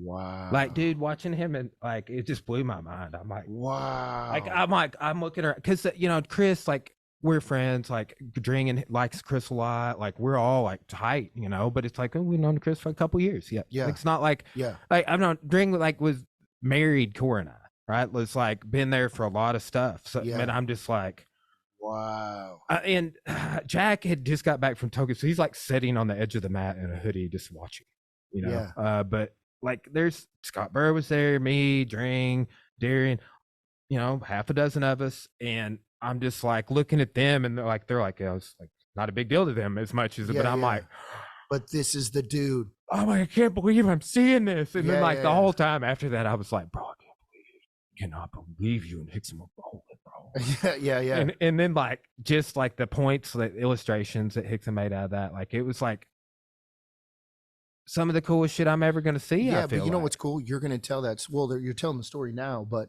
you're gonna tell that to another person, and that's gonna be the key to their cage to open them up to make them be a black belt. I can share a really cool story with you. I think you would appreciate. Is I remember watching UFC, and I watched Royce Gracie beat this dude, Ken Shamrock, and I watched. When I say a dude, is because the dude was supposed to win, right? The big the guy. wrestler. And I grew up in a really rough home, right? So I was born into violence, and I was fighting. I wasn't good at it, but I would fight. And then when I joined the Marine Corps, it really bolstered my motivation to train. So check this out, man. I watch Royce Gracie. It inspires me to start jiu-jitsu. I get a call in Conway. Hey, dude, check it out. Oh, you just recently hung out with Royce. Yeah. Dude, check this out. So, I had talked to you about it. Yeah. So he motivates me to train. I was kind of doing multiple things at the time. I think 1993, I watched him, and then I joined the Marine Corps in 01. And then I was doing like bare knuckle fighting in like the squad bays. And then I started to jump into jiu-jitsu. So he really was the motivational pivotal point for me to do jiu-jitsu. And I get a call, and some guy goes, hey, dude, check it out. Royce Gracie's coming to Conway. And I'm like, Conway, Arkansas? Like, was he have an affiliate there or what? Yeah, there's the guy named Tom Mulaney is a good friend of mine. He runs kind of a taekwondo school with a Gracie flair kind of deal. Is it Grandmaster Hans? Yeah, Grandmaster Hans. Yeah. And they have a very small, or they did here in Russellville. Yeah, real small school. I love Tom. Tom's a great guy. And they called me and said, hey, dude, Royce Gracie's coming to town. He's a big gun guy. They don't even know me. They don't even know what I do. And they said, hey, would you like to be his coach for the day? And on the phone, I'm trying not to like be emotional. I'm like, yeah, I'll be his coach for today. And they're like, how much would you charge? And I gave it an amount, a discounted amount that I wouldn't charge normal people. And they were like, yeah, no problem. We'll meet you there at this day. So, dude, he shows up in an SUV with an entourage in my range, shows up and pulls up, jumps out. And I'm looking this dude in the face, shake his hand. And he's like, hey, I'm your student for today.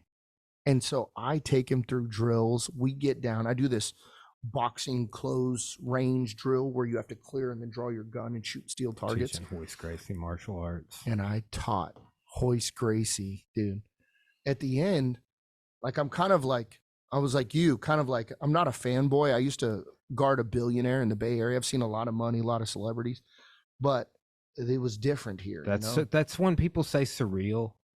Yeah. Like there's just like, I get what that meant. Like it was surreal seeing Dream roll with Hickson. Like I was like, I can't believe I'm seeing this. Like I can't believe you guys aren't freaking out like me right now. That's kind of the deal. And so at the end, like I said, I'm a very even kill guy, man. I don't get excited. I don't get lows. I'm just even kill. I've always been like that. And at the end, I always do this session with any student I do. And I treat him any different. I treat him just like a regular student. And he is a hell of a shot. He's really good on a gun. At the end, he's like, hey, can I get a picture with you? Dude's asking to get a picture with me. So we get a picture in front of my logo. He's got an AR. He's wearing one of my company shirts. And I said, what'd you like? What'd you learn? I ask all my students that. What'd you like? What'd you learn about what we went through today? And he goes on and he says, you're a hell of a coach. That's what he tells me. And then I shake his hand and he's like, hey, I'm having a seminar today. I would like you to show up. And I'm like, what in the heck? So he bounces. I show up as a brown belt. And he's like, what, boy? You was a brown belt. You didn't tell me you do jiu-jitsu. He gives me the big hug, And Tom Mulaney had him sign an old school original, the green mats from Torrance. Oh, you have a piece of the green mat? Yeah. Wow. So Royce signed the green mat, and it's a picture of me and him holding long guns. I got it in my office. That's awesome. So the thing was for me was really cool. The guy that motivated me to do jiu-jitsu, I got to teach, And I think that, what the inspiration to coach, then come back. And so really cool, man. He gave me his number and I can text him back and forth. And The pinnacle of this relationship will be when you buy that man an acai bowl. yeah. Okay. Yeah, probably. I heard Robert Drysdale kind of make that, like he interviewed him for the first book. Yeah. Robert Drysdale is going to be in Cabot April 13th. Hey, come on, man. Definitely going. I would love to go there. Yeah. Dude, his books, if you have not listened to, read them, are amazing. They're full of interviews with these red belts and stuff. Wow. Right. And like he goes to Brazil, Japan. In his first book, which came out in 2020, most of the people he interviewed died during COVID. Wow. Like George Meddy, Armando Reed, like almost all of the old red belts except Barreto.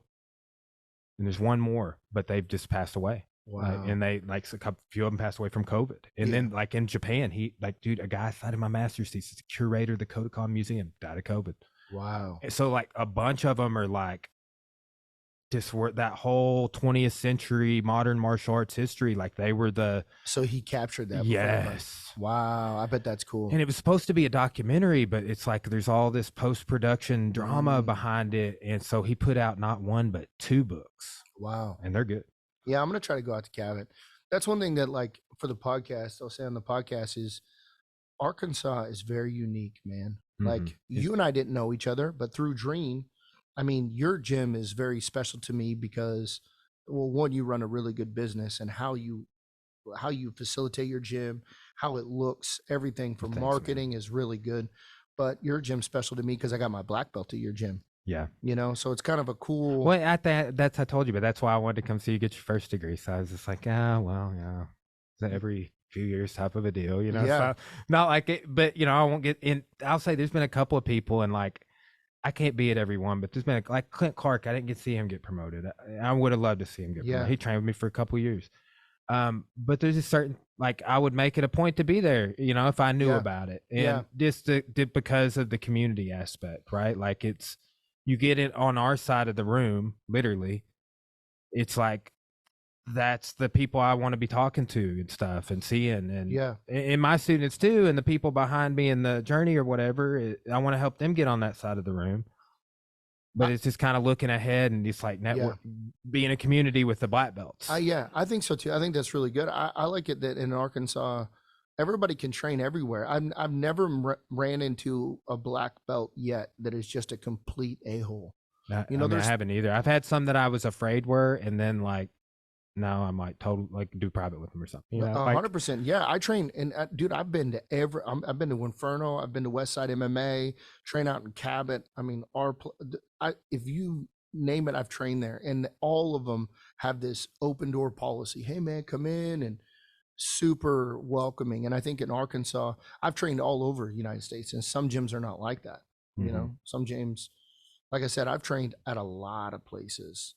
You know, I trained at a place called Cyclone MMA. My old coach was Marcel Fortuna, he's a UFC fighter now. He was one of my old coaches. I trained at Crosley Gracie's. I still talk to Crosley and Brentwood.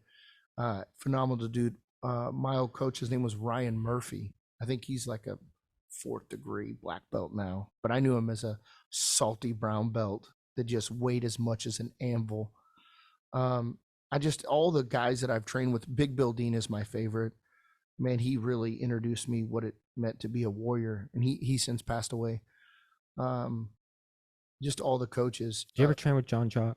I never trained with him. I haven't either. I was just like, he's one of the bucket list guys. Like I was just telling somebody yesterday, because a guy that moved here from California is a purple belt, Gracie Baja, and also lived in Idaho and trained there. And he's talking about training with John Jock, and I was like, bro, I would love to. Yeah. John Jock hosted a Crone Gracie seminar when I was in California, and Dring and I were trying like heck to get in there. And I'm like emailing him back and forth. Like as soon as they put it out, it filled up. Wow. And I'm like, can I get on the waiting list? They're like, you are the 36th person on the waiting list. Wow. And I was like, they're like, don't expect maybe something will happen, but just letting you know, you're number 36. Yeah. I think what we need to do is the older we get, I'm always open to train. I'm a student of the students. I'm an open book. I'm always trying to learn. I think going out and training with those other people, there's always something I get. You know, right now I haven't really had something where, all of a sudden there's this big, huge light bulb for me. Normally it's like the hand from here to here, or how they hold the grip in the choke. It's the little detail, and I go, dude, and it's man. usually, what's funny, it's usually the opposite of what I thought it was. Yeah. Like, just with the, like, man, the way that Hicks and those guys, Howder too, I like Howder. Do Kazushi, like what they would say in judo, like off balancing. Like, it's so heavy, right? Like, I don't know if I said this too earlier, but like the difference in like when Howder throws you, it's like you're sinking versus falling. Yeah, that's good. Right? Like, I've fallen a lot. I've been thrown and just done break falls after so much with the judo black belt. But this is something else. This is not like everybody I've ever trained judo with or talked or seen teach did not do that stuff. You know, so it's just like the way they affect your base when they hook up with you. Yeah, you said that they had the collar and the sleeve, and it's almost like they were doing a pull up on your body. Yes. So your feet are super like. And like when I tell people to hang on somebody, they don't get light in their own feet. You got to be heavy hands so your feet can be light, and their feet are heavy, so they can't catch up with you per se. You're gonna get that underhook. You're gonna before they start being able to respond. But it just blew my mind how that's man. Kazushi's like literally. Oh, I'm gonna Kodokan right here. Let's see what page it's on. Dude, I love all these books. If you guys can't see this, like this is the coolest place. And he's got like looking at the books. He's got BJ Penn. This is Kano training Greg the Jackson, Nazis in 33. Isn't it funny they put it in that book? That's the first illustrations of black belts.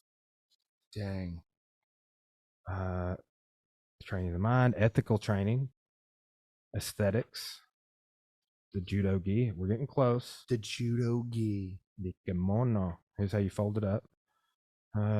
Importance, caution. Hey, question. So page... What is this? 30, 40, 39 through 41.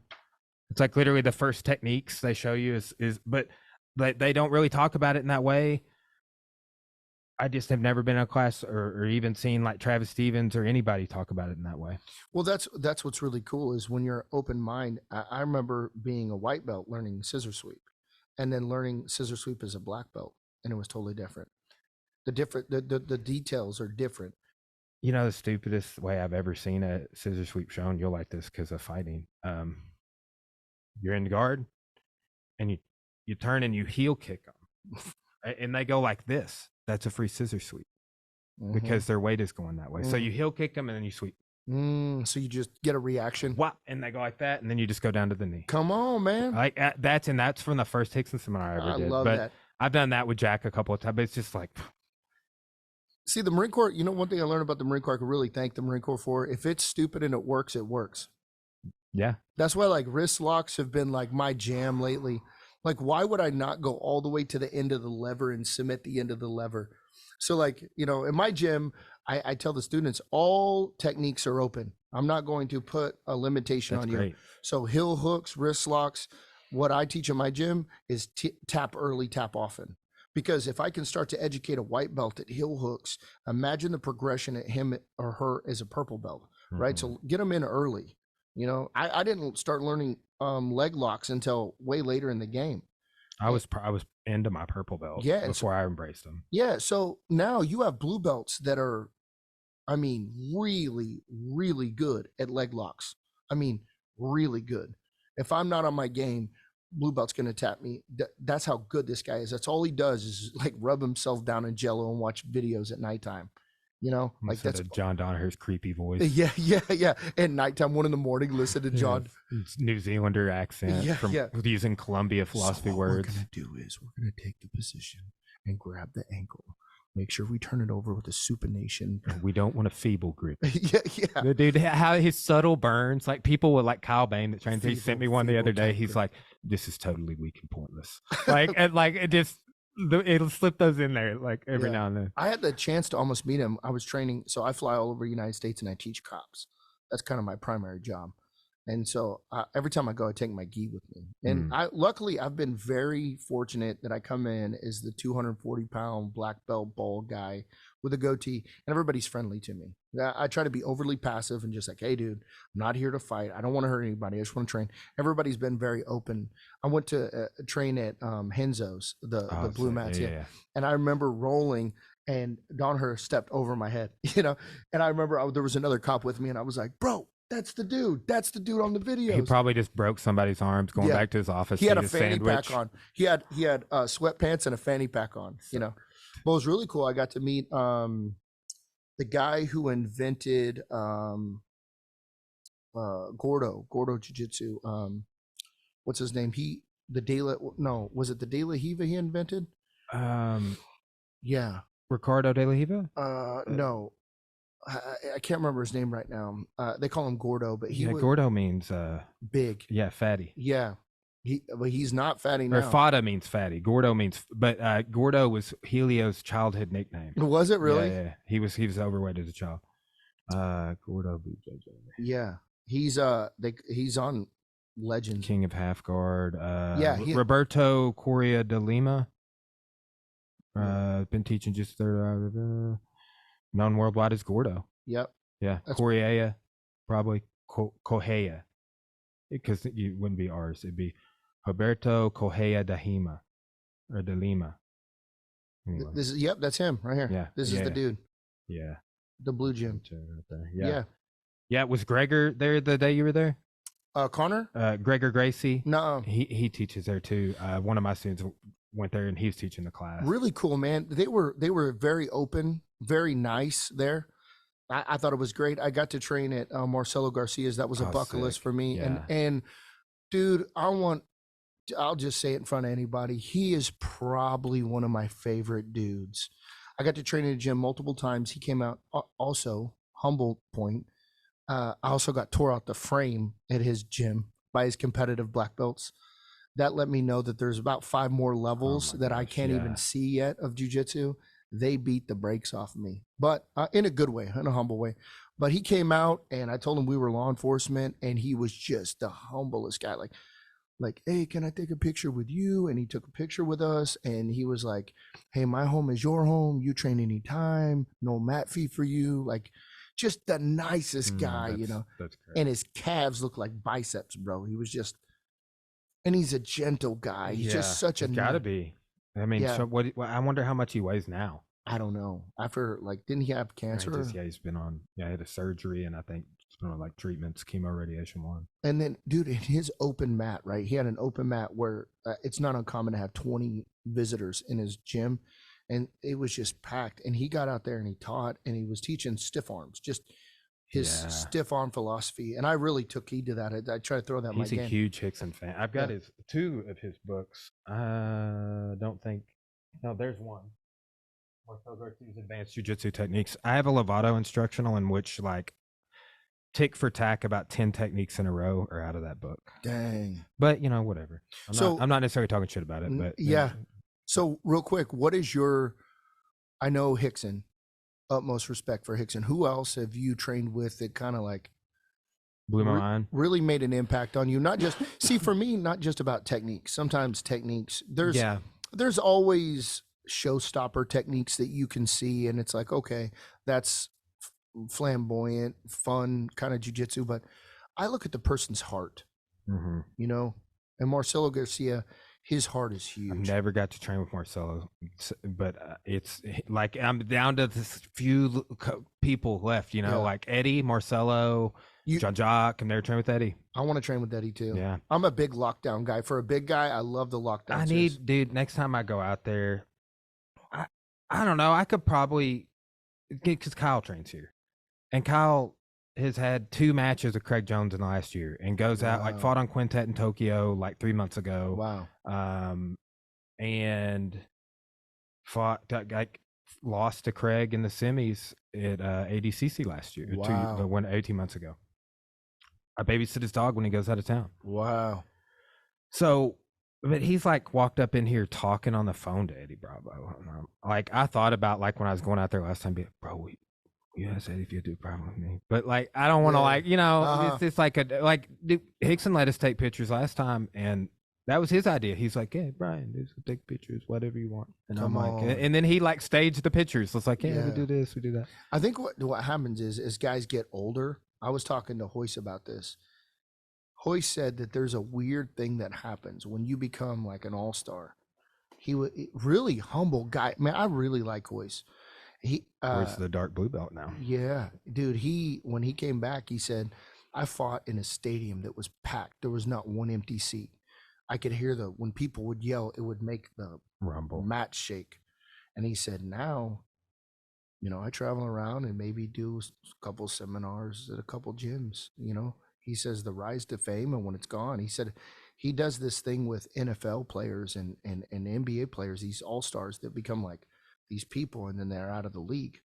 And some people don't know how to boxers. Yeah, I mean, they don't know how to deal with this, right? And so I think as people get older, they start to look more into their heart and man, what is the true legacy you're living behind? Is because you are a bad dude or is it because you're a good human being? And I think that's what we can all take from that is we can always look and maybe jump on the train earlier. Man, why do I have to wait to be a really good person when I get old? Why can't I do it now? Yeah. I mean, that's it. Like I was talking to a friend of mine about this, but it's like, well, like all the Hickson stuff, he's probably like the guy that I have the most admiration for in jiu-jitsu. But people I trained with, it's like Jack, Chris Burns, like there a lot of them, Chris Howder, or Hickson guys that made an impact or an influence or was like a very profound lesson. Particularly like, dude, the amount of things I've learned from Jack that I use every day is probably more than anybody else. See, I didn't know Jack. I don't know his story. It was funny. I went out to Inferno and when Howder and Jack were there and I showed up, I've known Howder. Howder was in military too. I think it was in the Marine Corps at one time, but we hit it off. He's some of his stories. As soon as he started with his jokes, I'm like, that dude's in the military. No regular person talks like that. He's kind of got the funny humor. But I didn't know Jack's story. And then I was watching him teach and I'm like, bro, that guy's got that guy's got chops. I've got a playlist of like private videos, like all my privates with Jack, or like he's taught 3 seminars in Inferno. One of them's open. Like he's like, yeah, put that on your channel on Valley Tudo Guard. But the one he taught this last time, I think I was there for that. Good. Yeah, you were. Yeah, and that's I still use that. Yes, especially if you're punching. Pin that top down shoulder and just bang. Oh yeah, the elbows right there. Yeah. But yeah, that's Jack. Jack has been a big influence. That's cool. And he was that first private I did with Hickson. He was there. That made it super special. Yeah. Howder was there. Chris Burns was there. But like those guys, they just happened to be there, and I trained with them all recently again. But like, they're just coincidentally also Hickson guys. Like that just like Richard Bressler said this, and I'm not. Again, man, there's so many great people out there, right? Yeah. But he was like, he called me afterwards, and he's like, "Why do you think so many people don't know this stuff?" Like because I mean, he definitely showed he was doing some things that we didn't do that. Like Dring and I showed us all submissions, and he's like, "Why do you think it's this way?" And he's like, "Because everybody I show this stuff to, they're like they've never seen it, and that's why they're coming to see me." Like, and I was like, "Well, Dring says this, that the further away from the source, the muddier the stream." All right.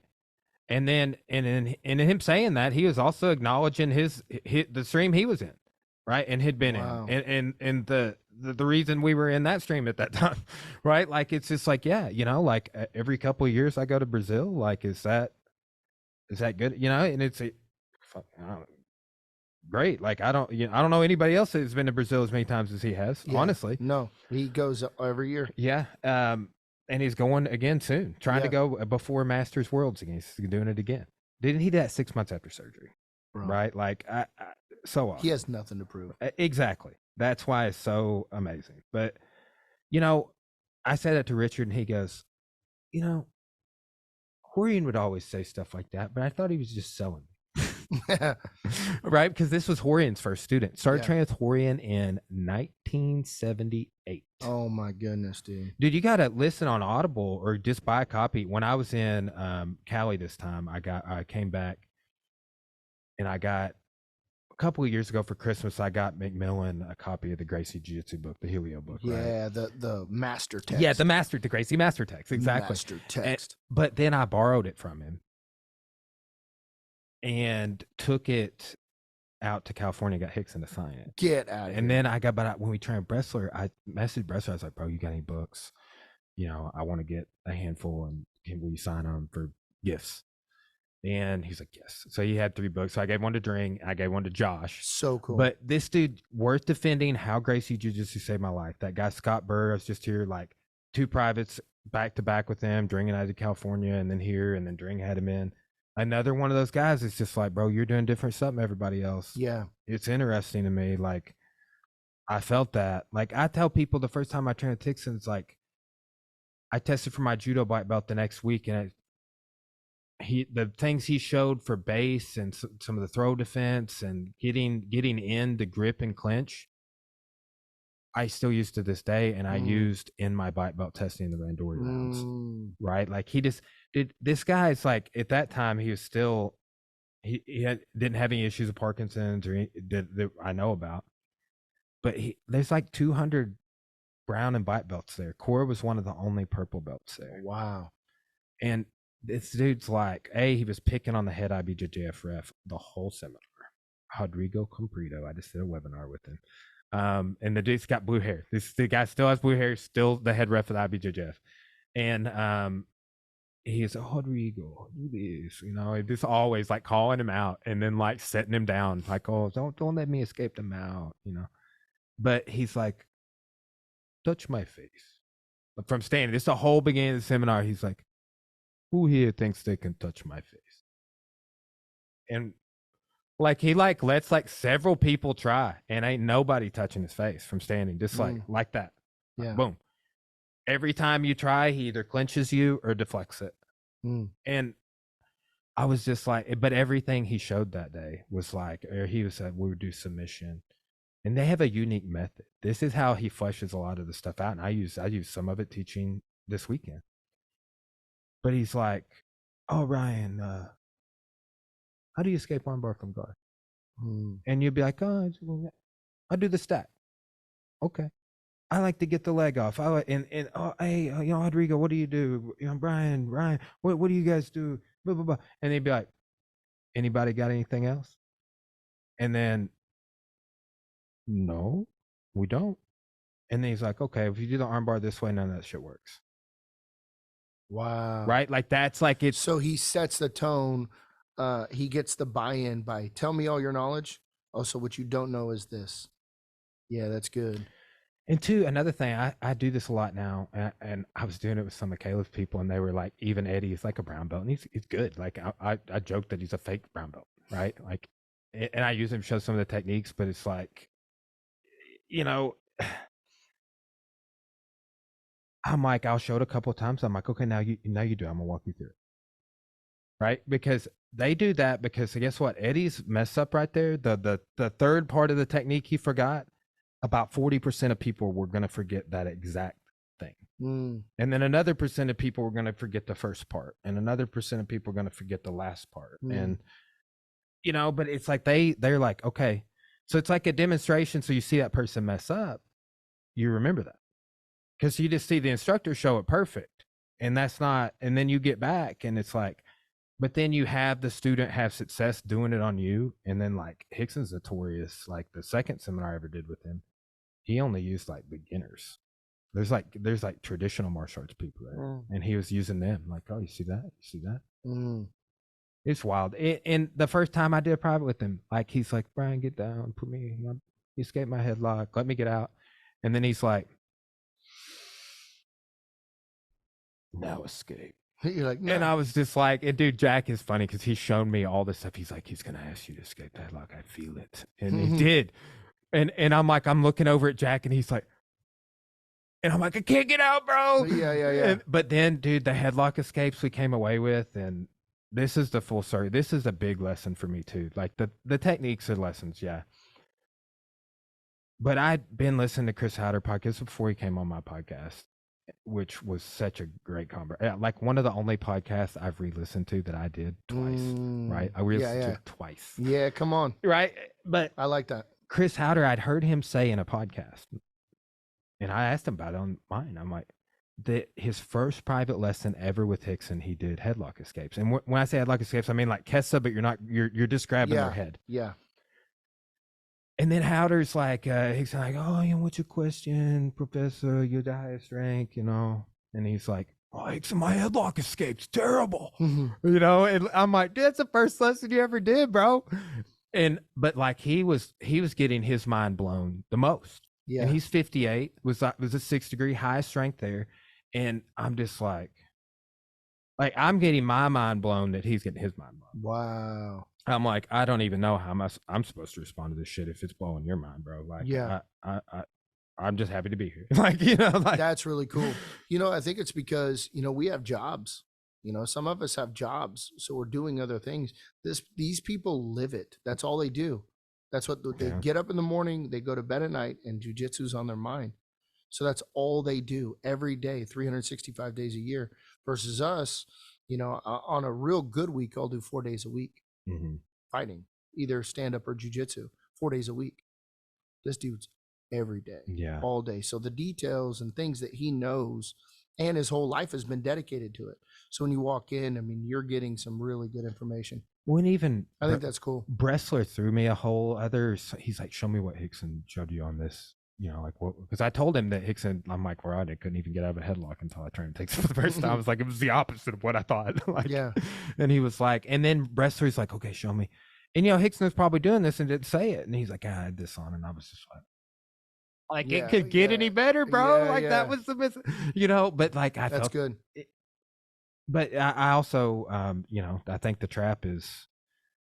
I mean, I don't really know a ton of people like this, honestly, but I perceive the trap would be getting to this level that we're at and not being that way, not approaching it, not like your cup being full or whatever you want to say. Yeah. Yeah, I empty my cup every time I walk into a gym. I don't care what it is, what technique. I think if somebody believes they know it all, another really you're in the cool wrong quote. room. Well, my old, SWAT trainer, he said, when you believe you know it all is when you get your teeth knocked out or shot.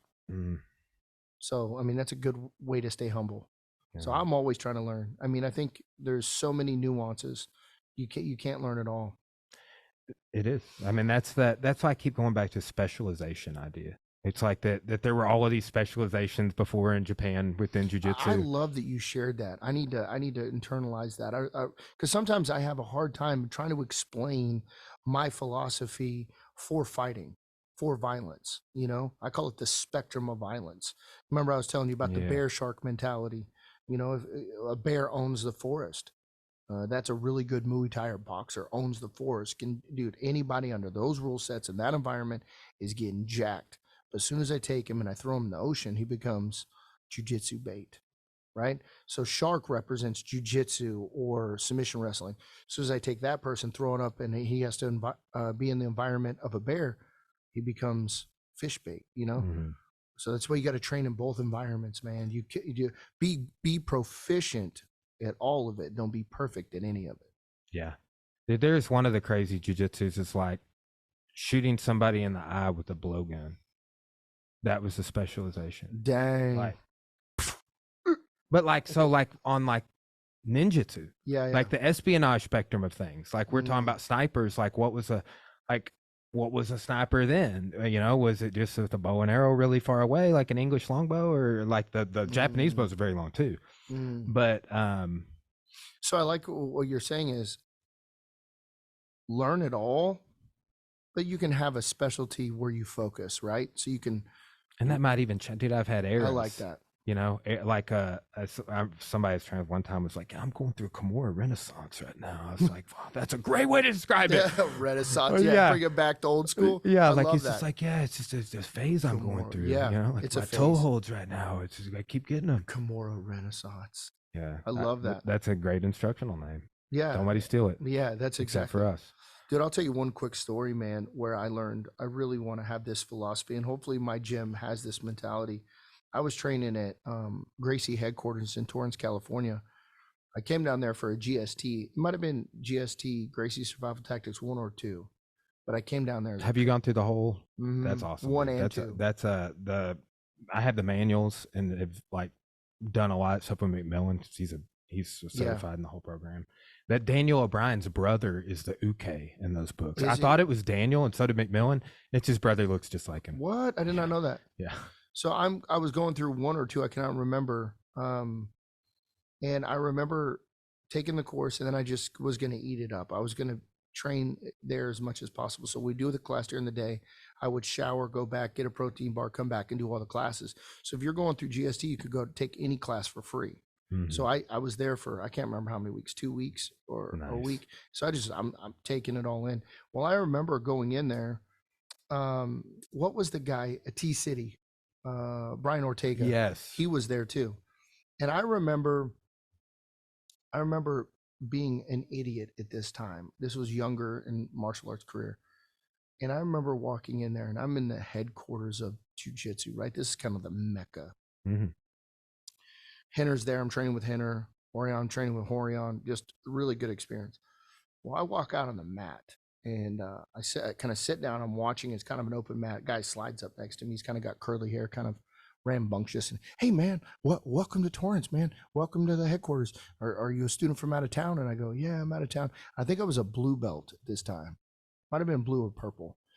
And I look at him. I'm like, yeah, And he's like, well, cool. Welcome you. Here's some basic rules. No shoes on the mat. Roll with whoever you want, whatever. I'm excited you're here. If you need anything, come talk to me. Like, it was strategically planned, but it was really cool that I had that. Mm-hmm. So I walk on the mat, and there's a couple no-gi guys training with gi guys. Where I get on this guy, and I'm being mean. I look back and I'm just an idiot. I'm yanking this guy's neck, and I'm just. That's why they make memes about blue belts now. Yeah, it's probably for me, and I'm being rough with this guy. And at the end, the guy shakes my hand. He just, boom, shakes my hand. He said, hey, good job. And so I walk back over, and I'm thinking, I'm at Gracie headquarters, and I just jacked up this dude they say that this guy's really good and whatever. So in my mind, I'm the champ, right? I sit down. The guy with the curly hair comes back. Boom. Hey, man, did you have a really good time? I say, yeah, man, I got to roll with some rounds. I got to roll with that guy. And he goes, oh, man, lucky you, dude.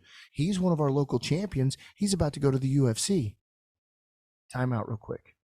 That dude let me know. And at the end, listen to the humility.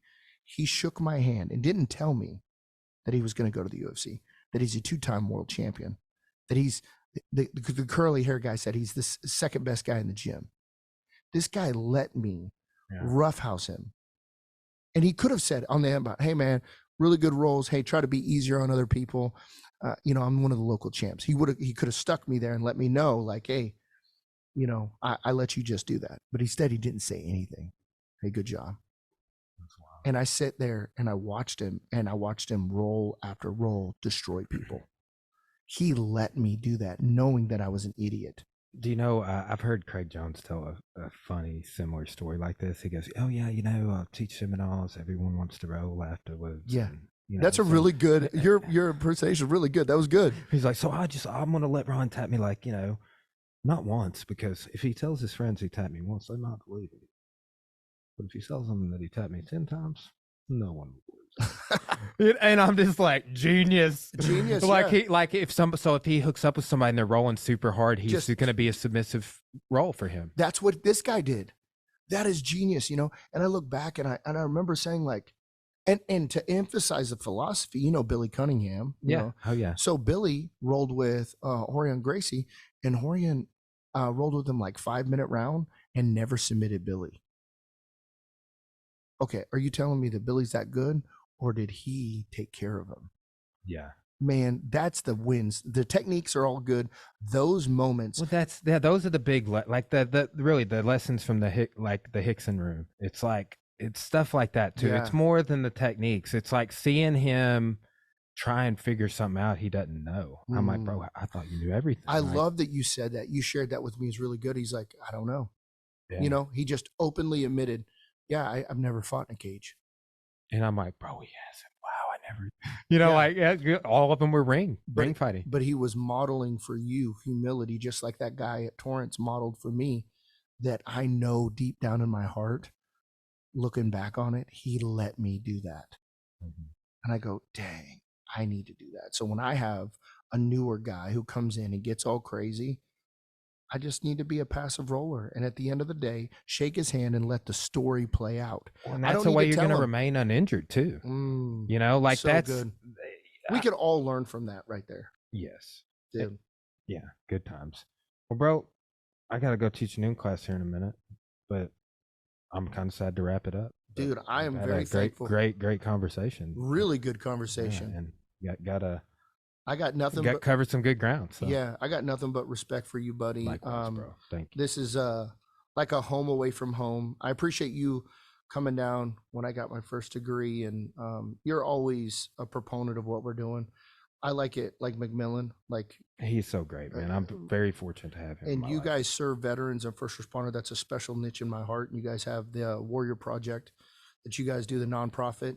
So, man, if there's anything I could do to help you, man, let me know. And then hopefully we can get on the range and bang some hammers. I need it, dude. I would love to come do that. Come on. So, I would like to do a black belt camp, get all the dudes, get them out there. Cause some dudes are super cool. Mm-hmm. Yeah. Like Ingram, he was talking about coming down and. Yeah, dude, I would I don't get to see, it's just, I go to Memphis periodically. I saw Eric compete in his first MMA fight at 16 years old. Wow. He's a gangster. And they would because he was 16 in Memphis, they wouldn't let there be strikes thrown on the ground. He fought my number one training partner. Wow.